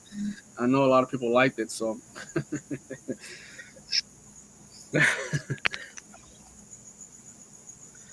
But yeah, dude, thanks for pulling up, man. And maybe you could pull up on Razor Ray show another time or something like that because I know people want to see it again. So.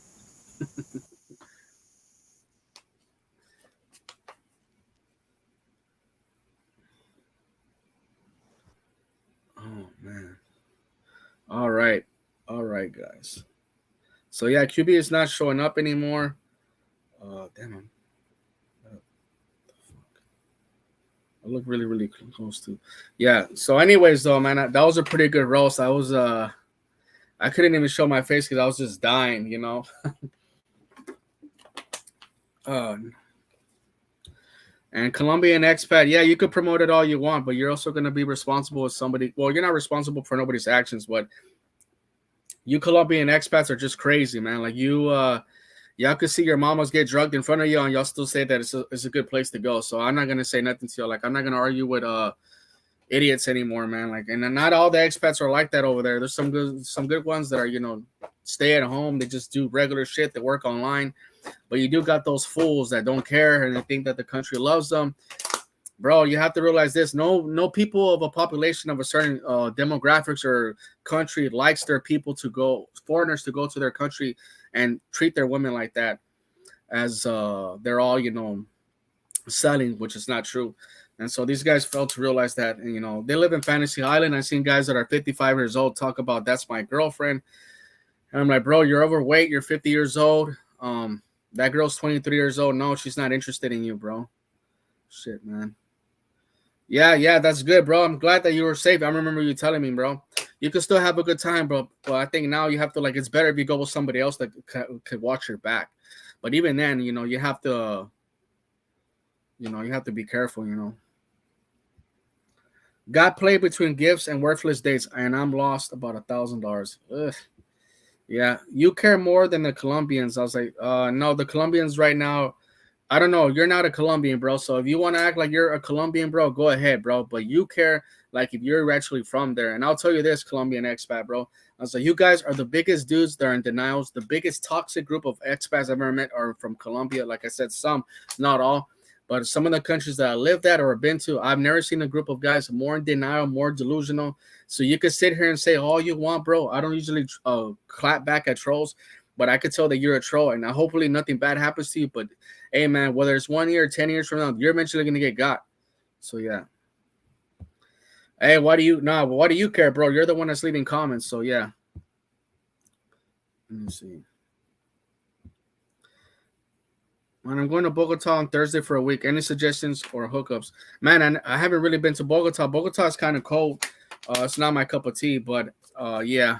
So you might find it. You might like it. I don't like Bogota. I think Medellin's better, or even Cartagena's better. But Bogota wasn't for me, man. Colombian expat joined the panel. I don't even know who that guy is. Anybody is welcome to join the panel. Like, I don't care. Like, I don't hate on nobody. Like, if he wants to argue with me, man, fine. But I just think, the truth is the truth. Real recognizes real, Yeah.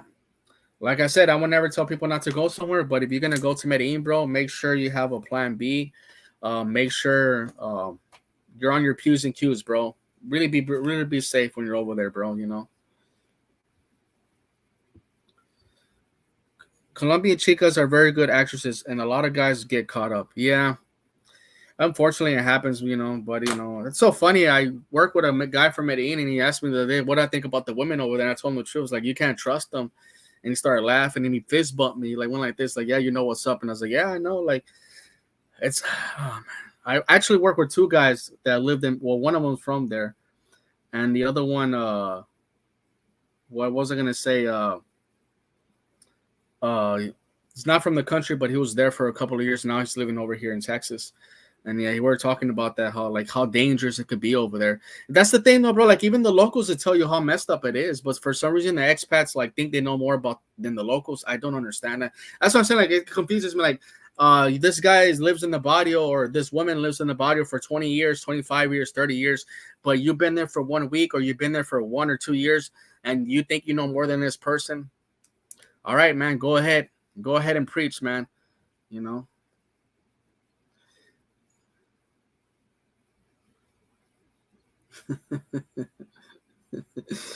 Oh my God, man.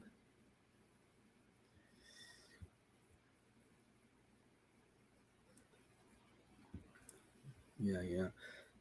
I was played by one recently between worthless dates and gifts and probably lost 1,000. Hey, Jorge Ortiz, man, you know what you learn, bro, but it makes you like a wiser person. When I went to Dominican Republic, I got the same treatment.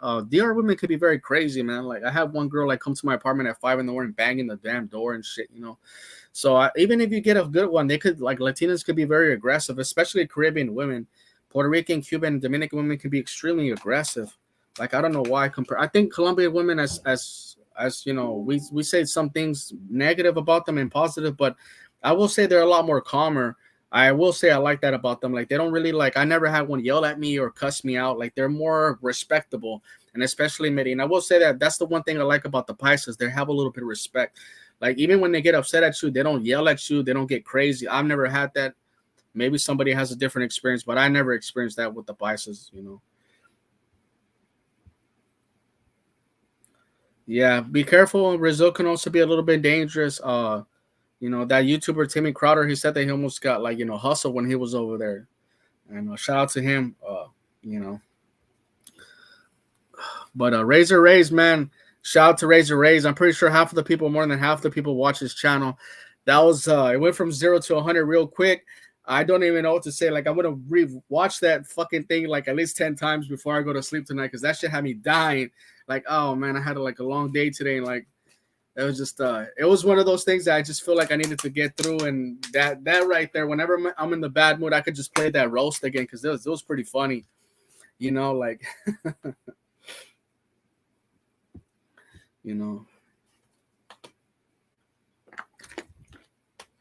Oh man, but shout out to Razor Rays, man.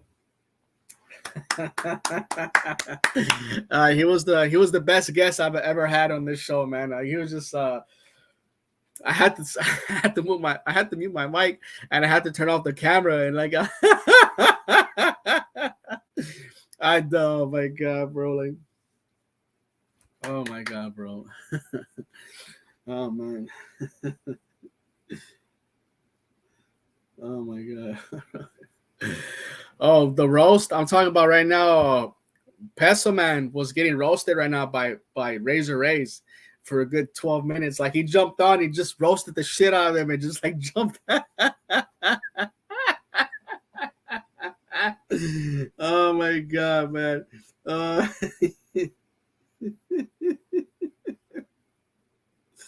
Oh my god, bro. I fucking love the fact that Razor Rays doesn't have no he doesn't hold back. But man, I appreciate anybody that pulled up and like we got off topic and stuff, like we're talking about other shit, but it's with the Peso Man. Nothing ever sticks with with the Peso Man. It goes towards different directions. But I'm kind of it's right here, bro. Like if you like when I end it right now, you could watch it towards the end. It was like towards the end, like the last like 20 minutes and shit, bro. But you could definitely just scroll through it, bro. You'll find it, bro. I'm gonna go through it right now, man, because like that shit's fucking hilarious, man. Oh man. Yeah, for sure. Yeah, for sure. I gotta do that. I've gotten a couple of complaints already, so yeah. Peso Man goes at it. Yeah, he does. But you know what? I'm sad that he didn't say, oh yeah. Yeah, like I don't know. I guess he wasn't into it today. He's tired, so yeah. Yeah, I respect him, but he don't be worrying about anything. Yeah, he be roasting everybody, coming after Austin Holloman, BMT, Zoom to Thailand, Taylor Made Dream. He comes after everybody, man. I don't know, man. I give it to him. Last time he was on Razor Ray's panel, like 2 months ago, he held his own. He was like, clowning on everybody, and just. But I don't know what happened today. He was just kind of like, I guess, because it's like 4 a.m, so he's a little bit tired, not the same energy, but yeah. Where am I traveling next, bro? I have no idea, man. I'll probably just stay in Mexico for a while, honestly. But right now, I'm not gonna travel for a few months. I got things to take care of back home.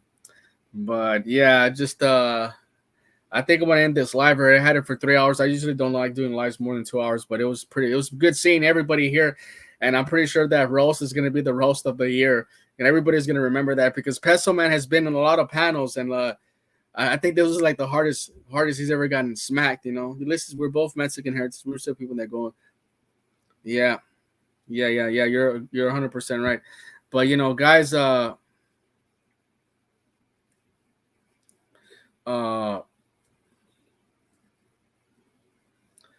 I'm gonna end the panel right now because I already had a long day and it's already late over here. But thanks to anybody that showed up, and please rewatch that the part where he's roasting, because that shit's so funny to me, and I'm gonna go watch it right now. Oh man, it was a shit show today. But yeah, thanks guys for watching. And then when I do start traveling again, when I save up some money, in the next couple of months, I'll start putting more content out there. But thanks again for everybody that watched it. Don't forget to like, and and until next time, guys, take care.